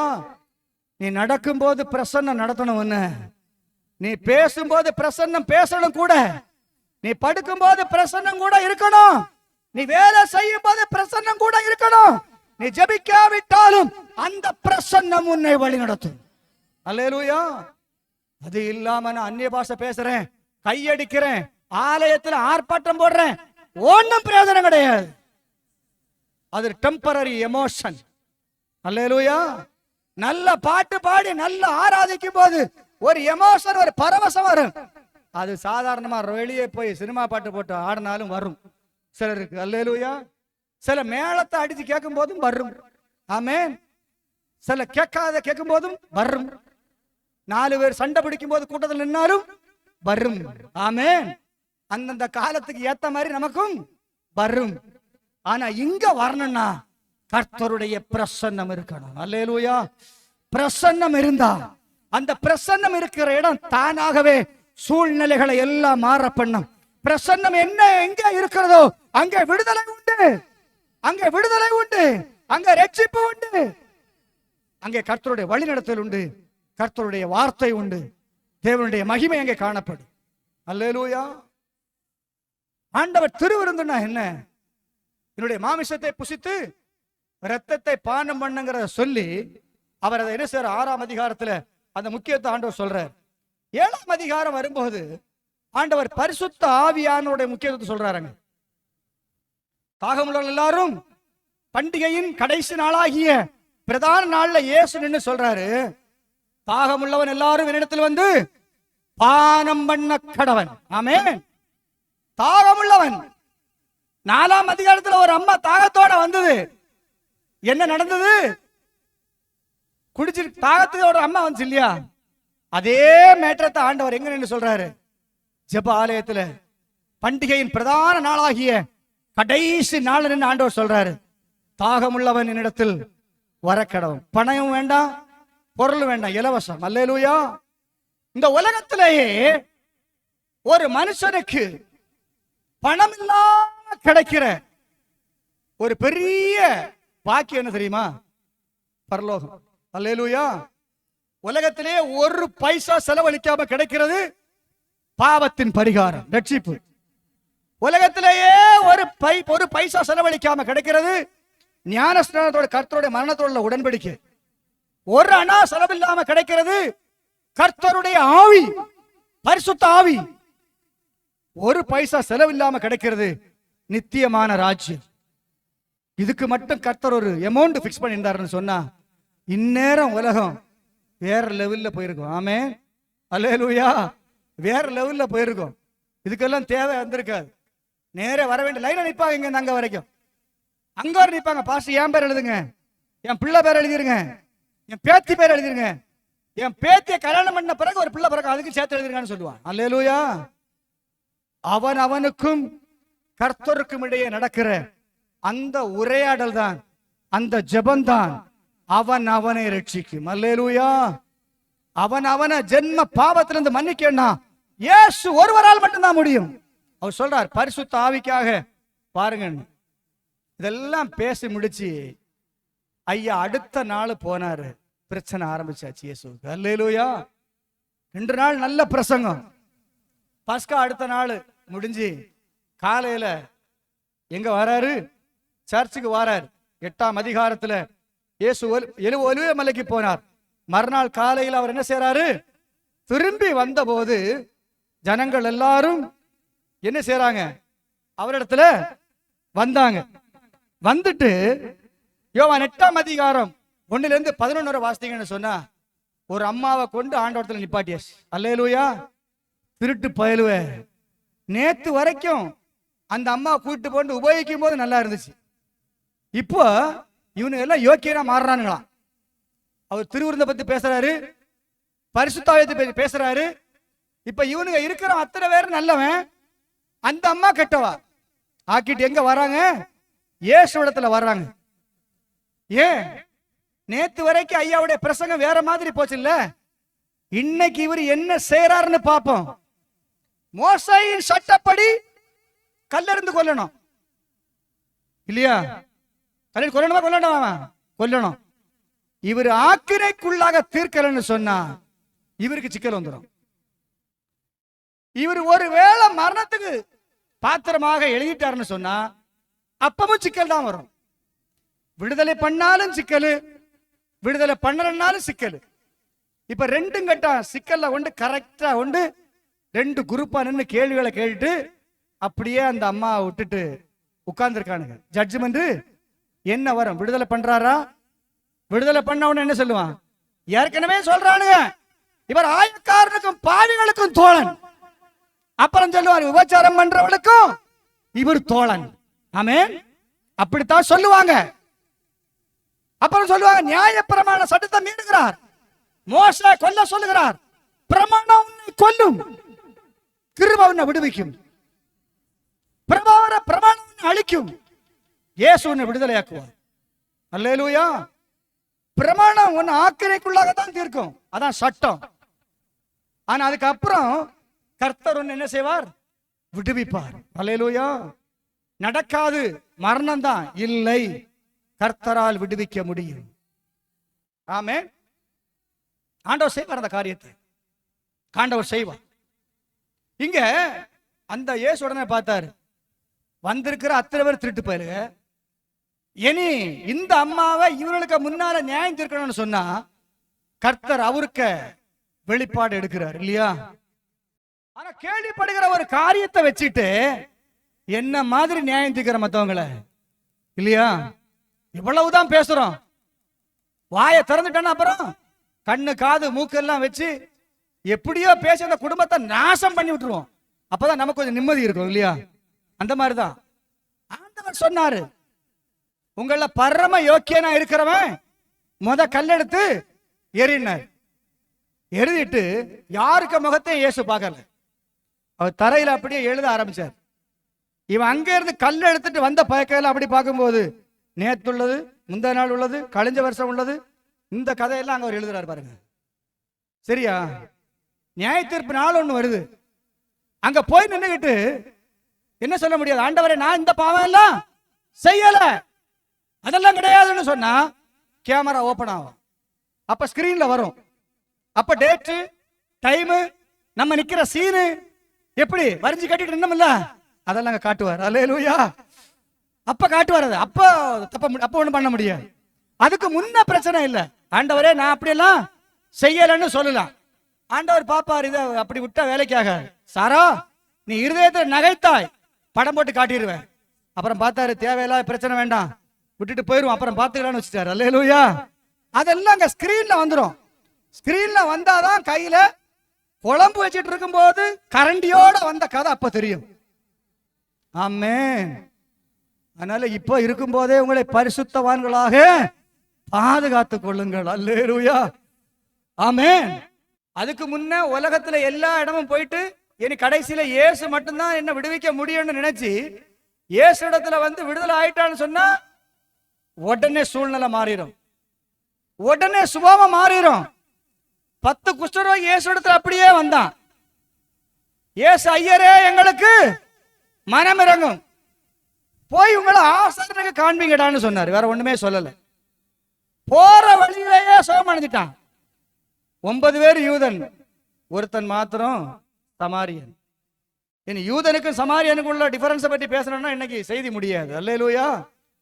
அவன் ஒருத்தன் மட்டும் நன்றி உள்ளவனாக வந்தான். அல்லேலூயா. நல்ல சமாரியன் உவமையில யார சொல்றாரு? ஒரு யூதன் அங்க சொல்லல, ஒரு சமாரியனை மட்டும் தான் சொல்றான். சில வரங்களை நம்ம ஒதுக்குவோம் பாருங்க, இவன் எல்லாம் என்ன கிறிஸ்தவன், அப்படித்தானே, இவன் எல்லாம் என்ன கிறிஸ்தவன் நம்ம சொல்லுவோம். ஆனா அவன் இருதயம் வேற மாதிரி இருக்கும். அல்லேலூயா. அந்த இருதயம் கர்த்தருக்கு மட்டும்தான் தெரியும்.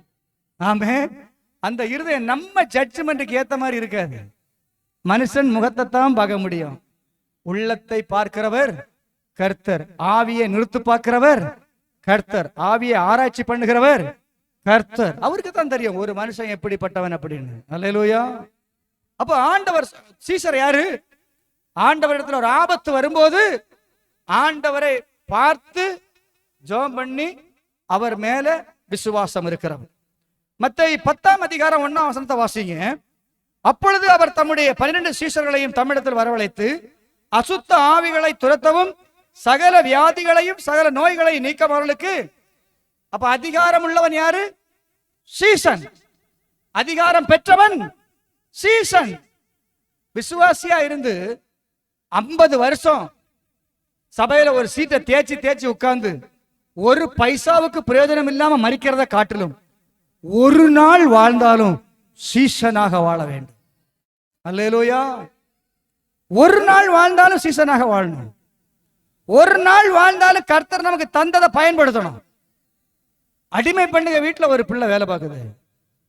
சந்தர்ப்பம் வந்து பார்த்துக்கிட்டே இருந்தது. டக்குன்னு சொல்லிச்சு, ஐயாவை எங்க இஸ்ரவேலுக்கு அனுப்புனா அங்க தீர்க்கதரிசி இருக்கிறாரு, கர்த்தர் குணமாக்குவாரு, அங்க அனுப்புங்க சொன்னா அந்த அம்மா கீழ்ப்படிஞ்சு வீட்டுக்காரரை கூப்பிட்டா, சொன்னார், கீழ்ப்படிந்தான். ராஜா விட்ட போனா, உத்தரவு வாங்கினா, லெட்டரை வாங்கினா, கேட்டதை இவன் கேட்ட செய்தியை கேட்ட ராஜா வஸ்திரத்தை கிழிச்சான். இவன் கிழிக்கல, இவனுக்கு தேவை சுகம். அவன் என்ன கிழிச்சிட்டு போட்டு வந்தான், இஸ்ரவேல்ல வந்தான். தீர்க்கதரிசியை பார்த்தான், அவர் வேற மாதிரி நினைச்சிட்டு வந்தாரு. ஆனா அவர் அப்படி ஒண்ணும் பண்ணல. வந்த உடனே சொன்னார், யோர்தான்ல போ, 7 தடவை முங்கு, எழும்பி போ. டென்ஷன் ஆயிட்டு, எங்க ஊர்ல ஆறுல மேடம் நான் இங்க வந்தேன், எங்க ஊர்ல எவ்வளவு பெரிய ஆறு, நான் யாரு? நான் சீரிய நாட்டு படை தளபதி, நீ ஆப்ஸ்டால் ஒரு ஊழியக்காரன் என்கிட்ட சொல்ற. இன்னும் அப்படித்தானே சொல்றாங்க இல்லையா? நீ எல்லாரும் ஆப்ஸ்டால் ஒரு ஊழியக்காரன். ஊழியக்காரன் இருக்கிற அதிகாரம் என்னன்னு அவங்களுக்கு தெரியாது. அல்லேலூயா.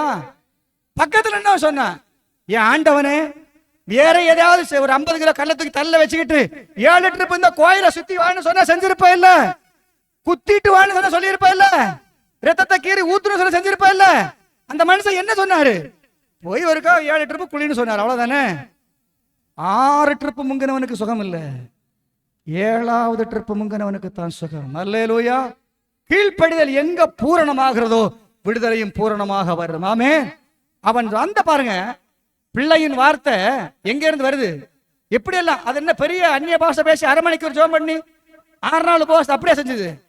அது சந்தர்ப்பத்துக்காக பார்த்துட்டு இருந்தது, சந்தர்ப்பத்துக்காக பார்த்திருந்து அப்படியே பேசினா பேச்சு வாக்கில உள்ள விட்டுது, வார்த்தை கிரியை செய்ய ஆரம்பித்தது. ஆமென். உங்க வார்த்தையும் அப்படித்தான், கர்த்தருடைய வசனமும் அப்படித்தான். அல்லேலூயா.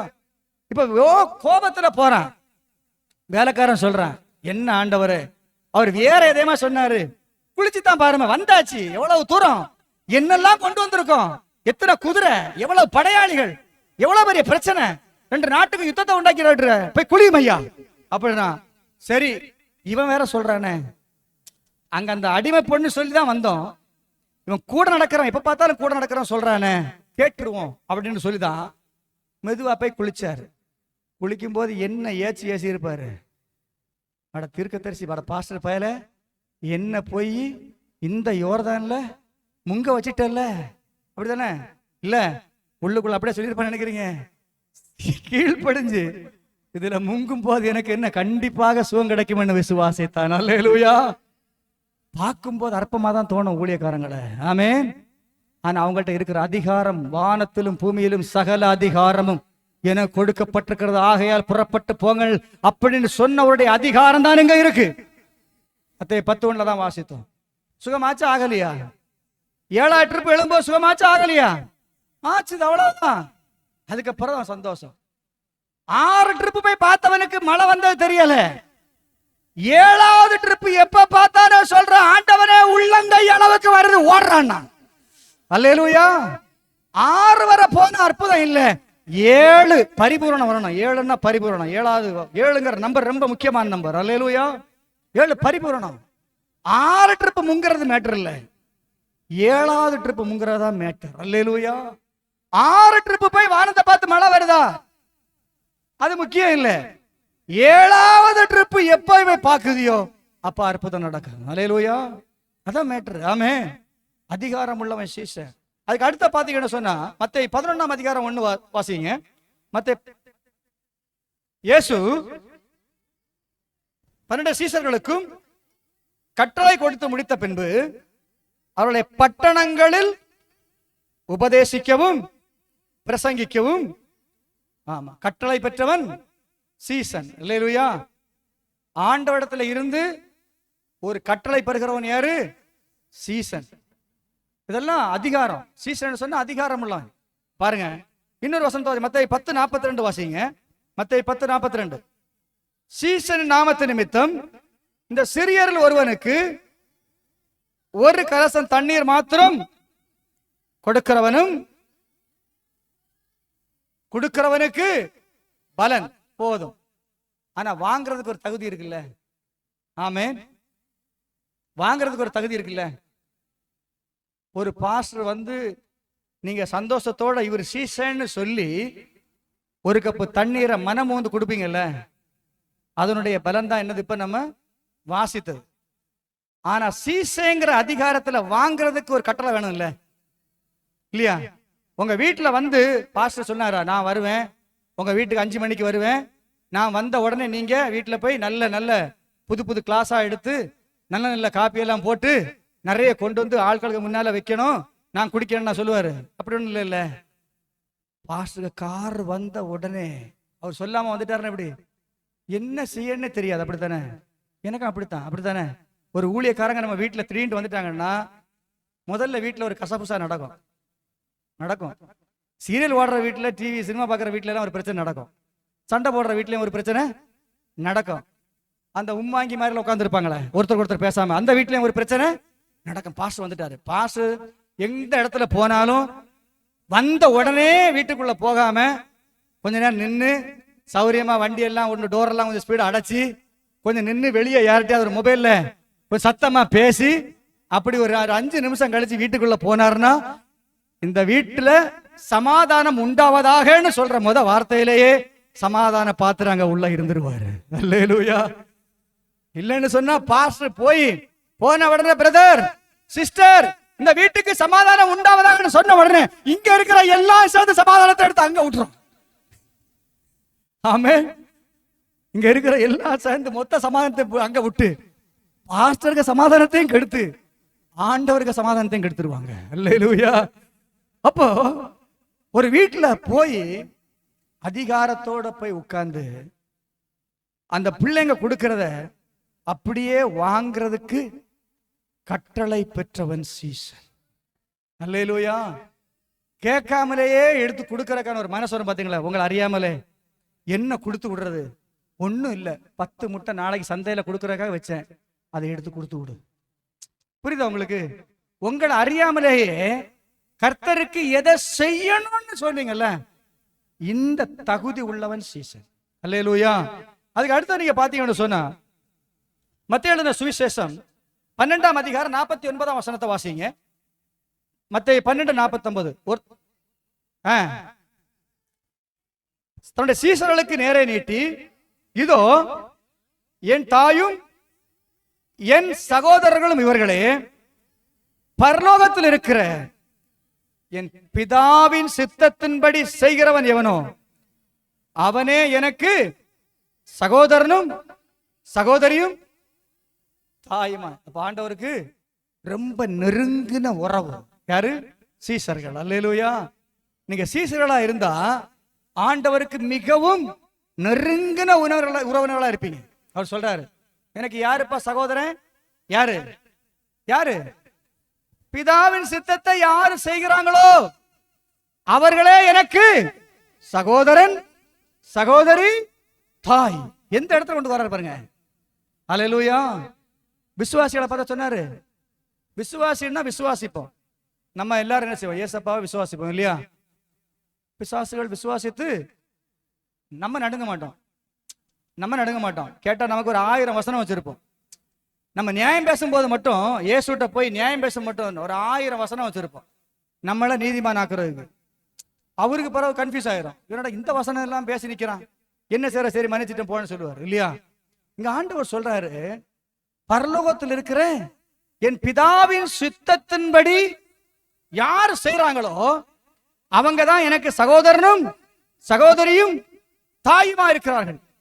மத்தேயு என்ன இடத்துல சொல்லுவாரு, ஆட்டுக்கு நியாயம் தீர்ப்பு, ஆட்டுக்கு நியாயம் தீர்ப்பு வந்து நிக்கிறாங்க எல்லாரும்.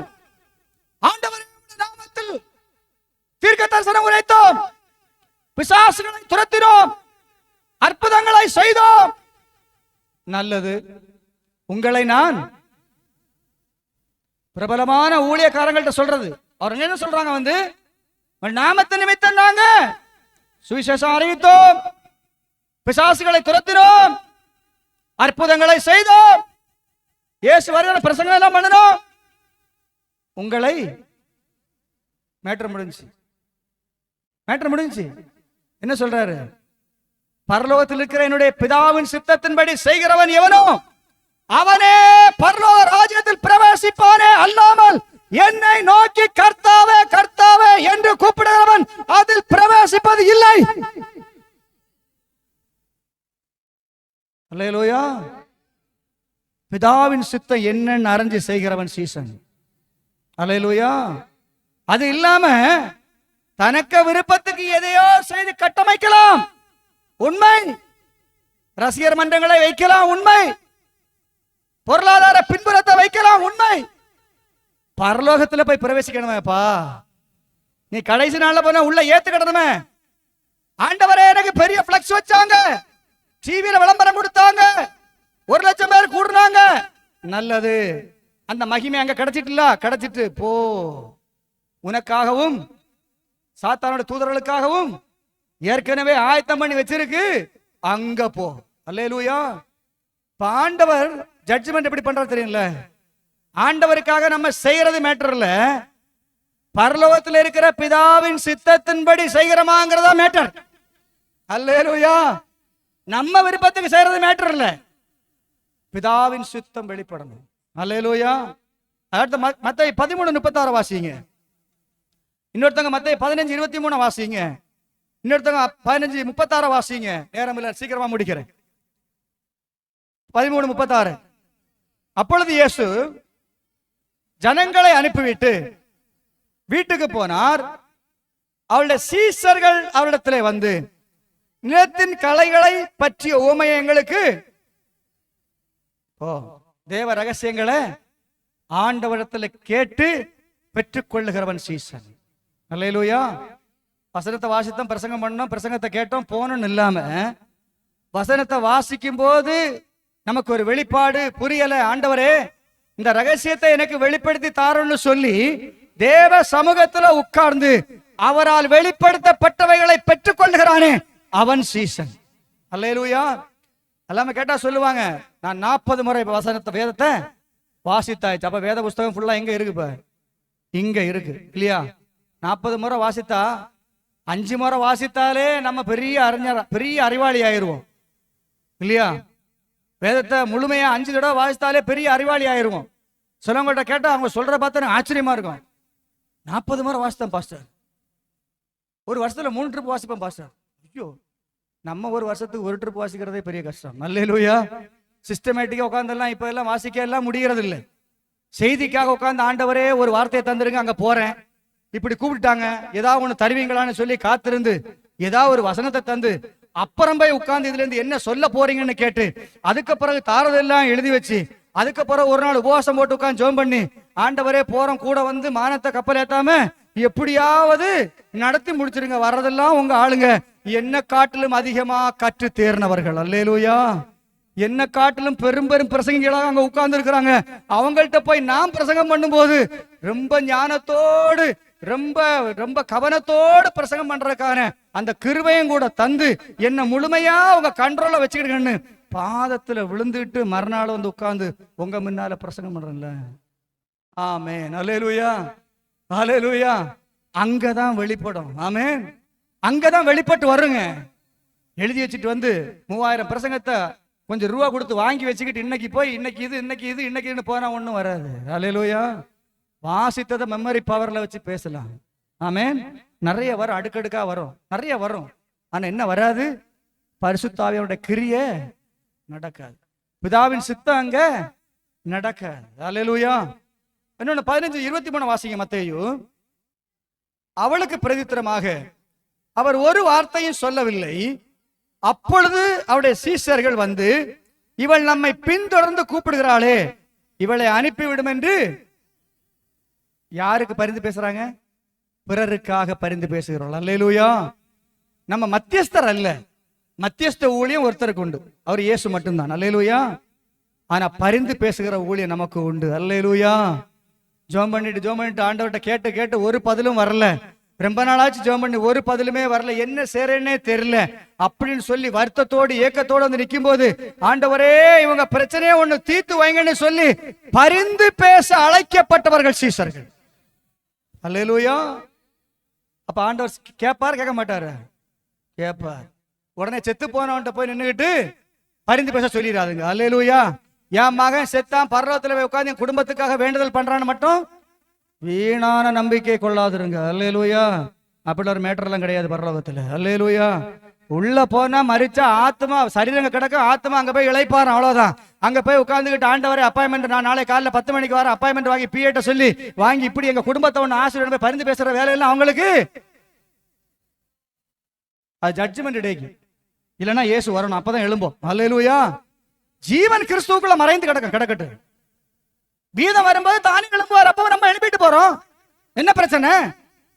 எங்க அப்பா பரிந்து அங்க போய் உட்கார்ந்து பரலோகத்துல போய் உட்கார்ந்து எங்களுக்காக எப்ப பார்த்தாலும் பரிந்து பேசுறாரு, அதனால நாங்க தப்பி பிழைச்சிட்டு இருக்கிறோம். அப்படியா? அப்படிலாம் ஒண்ணும் கிடையாது. அல்லேலூயா. அப்படிலாம் ஒரு கதையும் கிடையாது. இப்ப எல்லாம் நிறைய நடக்குது கதைகள்.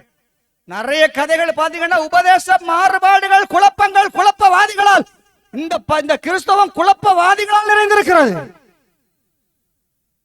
ஜனங்களுக்கு என்ன எதை நம்பன்னு தெரியாது. புது புது கதைகளா விடுவானுங்க ஒவ்வொரு நாளும். எங்க இருந்து யோசிப்பானுன்னே தெரியாது. பிரசங்கங்களை எப்படி எல்லாம் ஜனங்களை வஞ்சிக்கணும்னு எங்க ரூம் போட்டு யோசிக்கானே தெரியல. இவனுக்கு சப்போர்ட் பண்றதுக்கு கொஞ்சம் யூடியூபர், நல்லா சத்தியத்தை இவன் பிரசங்கம் பண்றான்னு அவனை அடித்து தாக்குற கொஞ்சம் யூடியூபர். சோசியல் மீடியாவுக்கு உள்ள போறதுக்கே பிடிக்காது. அவ்வளவு குப்பை நினைச்சு கிடக்கு, அவ்வளவு மோசம். கடைசி நாட்கள் நடக்கும். பாஸ்டருக்கே என்ன செய்யணும் தெரியாது, ஊழியக்காரன் விசுவாசிகள் என்ன செய்யணும் தெரியாது. அந்த அளவுக்கு புது புது நுணுக்கமான கதைகளை கொண்டு வந்துருவான். நம்பாதுங்க. அல்லேலூயா. உங்களை அழைத்த கர்த்தரை நம்புங்கள். போற சபைக்கு விசுவாசமா இருங்க. அங்க இருந்து பலிகி பெருகுங்க. அங்க இருந்து குட்டி போடுங்க. அங்க இருந்து 4 ஆத்மாக்களை கொண்டு வாங்க. அந்த 440 உள்ள கொண்டு வரட்டும். தேவனுடைய ராஜ்யம் கட்டப்படட்டும். தேவனுடைய ராஜ்யம் உங்களிடத்தில் இருக்கிறது. நீங்கள் தான் தேவனுடைய ராஜ்யம். நீங்கள் தான் தேவனுடைய ஆசாரிய ராஜ்யம். நீங்கள் தான் தேவனுடைய பரிசுத்த ஜாதி. உங்களை கொண்டுதான் கர்த்தர் தேசங்களை ரட்சிப்பார். உங்களிடத்தில் தேவ ராஜ்யம் வெளிப்படும், தேவ வல்லமை வெளிப்படும், தேவனுடைய அதிகாரம் வெளிப்படும், கட்டளை வெளிப்படும். கர்த்தர் அற்புதங்களை செய்வார். அல்லேலூயா. ஆனா பிரயோஜனப்படுத்த ஒரு ஆள் வேணும். வாயா நிக்கிறதுக்கு நம்ம வேணும். வாயா நிக்கிறோம், வழி மாறி போனா கழுத பேசும். நீங்க ஆண்டவரை கூப்பிடுறனா இந்த கல்லுகள் ஆண்டவரை நோக்கி கூப்பிடும். இந்த கல்லுகளுக்கு ஜீவன் கொடுக்க கர்த்தர் சித்தம் உள்ளவரா இருக்கிறார். உங்களுக்குள்ள ஜீவன் கிரியை செய்யணும்னு சொன்னா கல்லுகளுக்கு ஜீவனை கொடுத்து அது பேசும் ஆண்டவரிடத்துல. அல்லேலூயா. கற்சாடியில தண்ணியை ஊத்தும் போது எப்படிப்பட்ட கற்சாடி? திரும்பி பார்த்தானே யாராவது வரைக்கும் ஒதுக்கித்தான் போட்டிருந்தாங்க. கழுவுடான்னு சொன்னாரு, தண்ணியை ஊத்துடான்னு சொன்னாரு. ரசத்துக்கு வந்த மேன்மை கற்சாடிக்கு வந்தது. அல்லேலூயா. ஒதுக்கின கழுவுதான். இயேசு ஏறினாரு. வழி நெடுகிலும் எல்லாம் என்னது? கம்பளங்கள், மரக்கிளைகள் எல்லாம் வெட்டி போட்டாங்க. கழுதைக்கு இல்ல ஓசன்னா சொன்னது, கழுதைக்கு மேல இருந்தவருக்கு ஓசன்னா சொன்னாங்க. அல்லேலூயா. இயேசுவை சுமந்தா இந்த மகிமை உனக்கு வரும். இயேசுவை சுமந்தா இந்த கனம் உனக்கு உண்டாகும். இயேசுவை சுமந்தா இந்த மரியாதை உனக்கு உண்டாகும். ஆனா அதே கழுதை மறுநாள் தனியா போன நிலைமை என்னன்னு பாத்துக்கிடுங்க. இயேசு இல்லாம போன கல்லெடுத்து அடிச்சு போடுவானுங்க, பிடிச்சு உள்ள கட்டிடுவானு. ஏன் கழுதுன்னு புரியுதா உங்களுக்கு? அல்லேலூயா. இதெல்லாம் ஆழமான காரியங்கள். கழுதை அவளுக்கு அதிகாரம் படுத்தவன் யாரு? சீசன். அல்லேலூயா. யார்கிட்ட சொன்னாரு? போய் அந்த அங்க 2 கழுதை நிக்குது, அந்த கழுதை நிக்குது, அதுல கழுதை குட்டிய மத்தேயு 21:2 கழுதை அவளுக்கு அதிகாரம் பெற்றவன் சீசன். அப்போஸ்தலர் 13:52 வாசிக்கிறோம். சீசர்கள் பரிசுத்த ஆவியினாலும் சந்தோஷத்தினால் நிறைந்திருந்தார்கள். யோவான் 15:8 வாசிக்கிறோம். தேவனில் நிலைத்திருந்து கனிகளை கொடுக்கிறவன் சீசன். அல்லேலூயா. ஆமென். இத காட்டிலும் முக்கியமான ஒண்ணு மத்தேயு 16:24. நான் முடிக்கிறேன். மத்தேயு 16:24 அந்த வசனத்தை மட்டும் வாசிங்க. 16:24. அப்பொழுது இயேசு தம்முடைய சீசர்களை நோக்கி, ஒருவன் என்னை பின்பற்றி வர விரும்பினால் அவன் தன்னை தான் வெறுத்து தன் சிலுவையை எடுத்துக்கொண்டு என்னை பின்பற்ற கடவன். இது ஒண்ணுதான் ரொம்ப இவ்வளவு நேரம் சொன்னதுலயும் ரொம்ப முக்கியமான வசனம் என்னது? இது ஒண்ணுதான். இயேசுவுக்கு சீசனா மாறுறதுக்கு முதல் தகுதி என்ன செய்யணும்? தன்னை தான் வெறுத்து. தன்னை தான் வெறுத்துன்னு சொன்ன உடனே நமக்கு இருக்கிற நல்ல ஆசைகள் எல்லாம் வெறுத்துறாதுங்க. அல்லேலூயா. நம்ம கிட்ட இருக்கிற நல்ல விஷனை வெறுத்துறாதுங்க. நமக்கு இருக்கிற நல்ல தீர்க்கமான பார்வையை வெறுத்துறாதுங்க. அதெல்லாம் தேவை. அல்லேலூயா. நல்ல தரிசனம் இருக்கணும். அதுக்குதான் கர்த்தர் நம்ம அழைத்து இருக்கிறார். நல்ல வெளிப்பாடு இருக்கணும். வாழ்க்கையை குறித்து நல்ல எதிர்பார்ப்பு இருக்கணும் இல்லையா? என்னைக்கு பார்த்தாலும் நல்ல தன்னைத்தான் வெறுக்கணும்னு இயேசு சொல்லிட்டாரு. அந்த குடிசை வீட்டிலேயே அப்படியே உட்கார்ந்து ரேசன் அரிசியை சாப்பிட்டு அப்படியே உட்கார்ந்து அப்படியே செத்து போகணும். அப்படி இல்லை. அல்லேலூயா. அப்படி இல்லை. அநீதியான அனித்தியமான பாவ சந்தோஷங்களை வெறுக்கணும். புரியுதா? அல்லேலூயா. பரிசுத்தமா வாழணும்னு சொன்னா, ஆண்டவருக்கு பின்னால சீசனா போனோம்னா, இங்க போனா 100 கிடைக்குங்கிறத விட்டுறணும். அல்லேலூயா. புரியுதா உங்களுக்கு? பேசு இல்லையா? இவன்கிட்ட போய் எப்படி 200 ஏமாத்தி வாங்குறதெல்லாம் விட்டுறணும். ஆமே. இந்த சர்டிபிகேட்டுக்கு எப்படி 500 லஞ்சம் வாங்குறதுங்கிறத விட்டுறணும். ஆமே. இந்த அனித்தியமான அங்க போய் 2 பக்கம் எப்படி அடிக்கிறானுங்கிறத விட்டுறணும். பாவ சந்தோஷம், அநீதி, நியாய பிரமாணத்தை மீறுகிறதெல்லாம் பாவம். சரிதானே? அதை ஒருக்கா புதிய ஏற்பாட்டில் எழுத வேண்டிய அவசியம் இல்லை. நிறைய பேர் சொல்லுவாங்க, புதிய ஏற்பாட்டில் இருக்கா? இயேசு சொன்னாரா? இந்த இயேசு தாப்பா பழைய ஏற்பாட்டில் சொல்லி வச்சிருக்கிறாரு. அல்லேலூயா. இங்க உனக்கு என்ன தேவையோ அதை மட்டும்தான் சொல்லி இருக்கிறாரு. பழைய ஏற்பாடன் சேர்த்தே நீ அனுசரி, சரியா போயிடும். அல்லேலூயா. அவ்வளவுதான். ரொம்ப சிம்பிள். இங்க இயேசு எழுதல. தசோபாகம் கொடுக்க எழுதியிருக்காரா? நான் ஏன் கொடுக்கணும்? ஒரு வசனத்தை காட்டுங்க. முட்டா பயலோல முதல்ல எங்க படிங்க, எங்க பழைய ஏற்பாடை படிங்க. குழப்பாதுங்க ஜனங்கள். அல்லேலூயா. இப்படித்தான் தன்னை தான் வெறுத்து தன் சிலுவையை எடுத்துக்கொண்டு ஆண்டவர் ஒரு முள்ள வச்சிருப்பாருங்க. எவ்வளவு பெரிய பவுல், எப்படிப்பட்ட ஊழியக்காரன். அதை வச்சுதான் இந்த புதிய ஏற்பாட்டு சபையே நிக்குது. பவுலுடைய செய்தியை வச்சுதாங்க நிக்குது சபை. பவுலுக்கு கொடுத்த வெளிப்பாடு தாங்க சபை. பவுலு கொடுத்த அதிகாரம் தாங்க சபை. பவுலை கொண்டுதான் கர்த்தர் எழுதினாரு. ஆனா பவுலுக்கு எல்லாம் நன்மையா நடந்ததா? சொல்றாருல்ல, 3 ட்ரிப்பு போய் கேட்டேன், போடா வேலையை பார்த்துட்டு, என் கிருபை உனக்கு போதும், பலகீனத்துல என் பலன். சிலருக்கு சிலதை ஆண்டவரே வச்சிருப்பாரு. அல்லேலூயா. சிலதை வச்சிருப்பாருங்க. ஒரு முள் வச்சிருப்பாரு. சாத்தானுடைய தூதனை அப்படியே விட்டுருப்பாரு பக்கத்துல. நம்ம அப்படி கொஞ்சம் அப்படி மேல எழும்பினதும் அவன் அப்படி ஒரு தட்டு தட்டுவான் பாருங்க. அல்லேலூயா. அப்படி தட்டினதுமே, ஆண்டவரே நான் ஒன்றும் இல்லை, எப்படியாவது கிருபையே தந்துருங்க, நான் கொஞ்சம் யோசித்தது தப்புதான். அல்லேலூயா. இதுக்கு தான் அவன் நிப்பாட்டி இருக்கிறது. அந்த பையலுக்கு ஒரு கட்டளை கொடுத்துருப்பாரு. இவன் எப்ப ரூட் மாறி ட்ராக் மாறி எப்ப போறானோ கன்னத்துல 1 போட்டு ஒரு 6 மாசம் படுக்கட்டான். அல்லேலூயா. ஆமே. அப்படி வச்சிருவாரு. அப்ப அதனால அவன்கிட்ட தட்டு வாங்காம இருக்கணும்னா நம்ம எப்போதுமே கரெக்டா தன்னைத்தான் வெறுத்து தன் சிலுவை எது நியமித்திருக்கிற அது போதும். எது வரைக்கும் கர்த்தர் வைக்கணும்னு ஆசைப்படுற அது வரைக்கும் போதும். அதுக்கு மேல நமக்கு தேவையில்லை. ஆனா கர்த்தர் நம்மை வாலாக்காமல் தலையாக்குவார், நம்மை கீழாக்காமல் மேலாக்குவார். அல்லேலூயா. நம்ம வற்றாத நதியை போல இருப்போம். நீர் பாய்ச்சலானே இதெல்லாம் நமக்கு உள்ளதுதான், அடுத்தவங்களுக்கு உள்ளது இல்லை. அல்லேலூயா. அது எப்படின்னா, தன்னைத்தான் வெறுத்து அனுதினமும் தன் சிலுவையை எடுத்துட்டு எங்க போன, யாரு பின்னால போனோம், அவ்வளவுதான் வேலை. மேட்டர் முடிஞ்சிருச்சு. அல்லேலூயா. ஒவ்வொரு நாளும் நடக்க வேண்டிய வழி, சந்திக்க வேண்டிய வீடு, செய்ய வேண்டிய ஊழியம், சொல்ல வேண்டிய வார்த்தை, இவ்வளத்தை மட்டும் கேட்டா போதும், வேற ஒண்ணும் வேண்டாம். நம்ம போய் நின்று அங்க பெரிய வேலையெல்லாம் செய்ய வேண்டாங்க. நான் சொன்னதுல உங்களுக்கு ஏதாவது பெரிய வேலை செஞ்சா பாது காட்டுனா, அந்த புள்ள என்ன பெரிய வேலை செஞ்சுச்சா? ஒண்ணுமே சொல்ல. எசமா போங்க, எசமா ஒன்று அனுப்புங்க, நடக்கும். அவ்வளவுதான், அவ்வளவுதான். சர்ச்சு கொண்டு வந்து பாருங்க. ஒரு ட்ரிப் வந்து பாருங்க. கர்த்தர் நிச்சயமா குணமாக்குவார். கர்த்தர் நிச்சயமா பேச செய்வார். குருடர்கள் காண்கிறதையும் ஊமையர் பேசுகிறதையும் நீங்கள் காண்பீர்கள். அது விசுவாசம். அது விசுவாசம். சேர்ந்து ஒருத்தர் போய் தூக்க முடியல, 4 பேர் சேர்ந்து கட்டலோட தூக்கிட்டு வாங்க. அல்லேலூயா. இந்த கிருபை உள்ள ஊழியக்காரங்க இருக்கிறார். ஆமே. ஆமே. நாங்க 2 பேரும் போனோம் ஒரு ஆஸ்பத்திரி. 45 நாளா படுத்துக்கே இருந்து எழும்புறேன்னு சொன்னாங்க.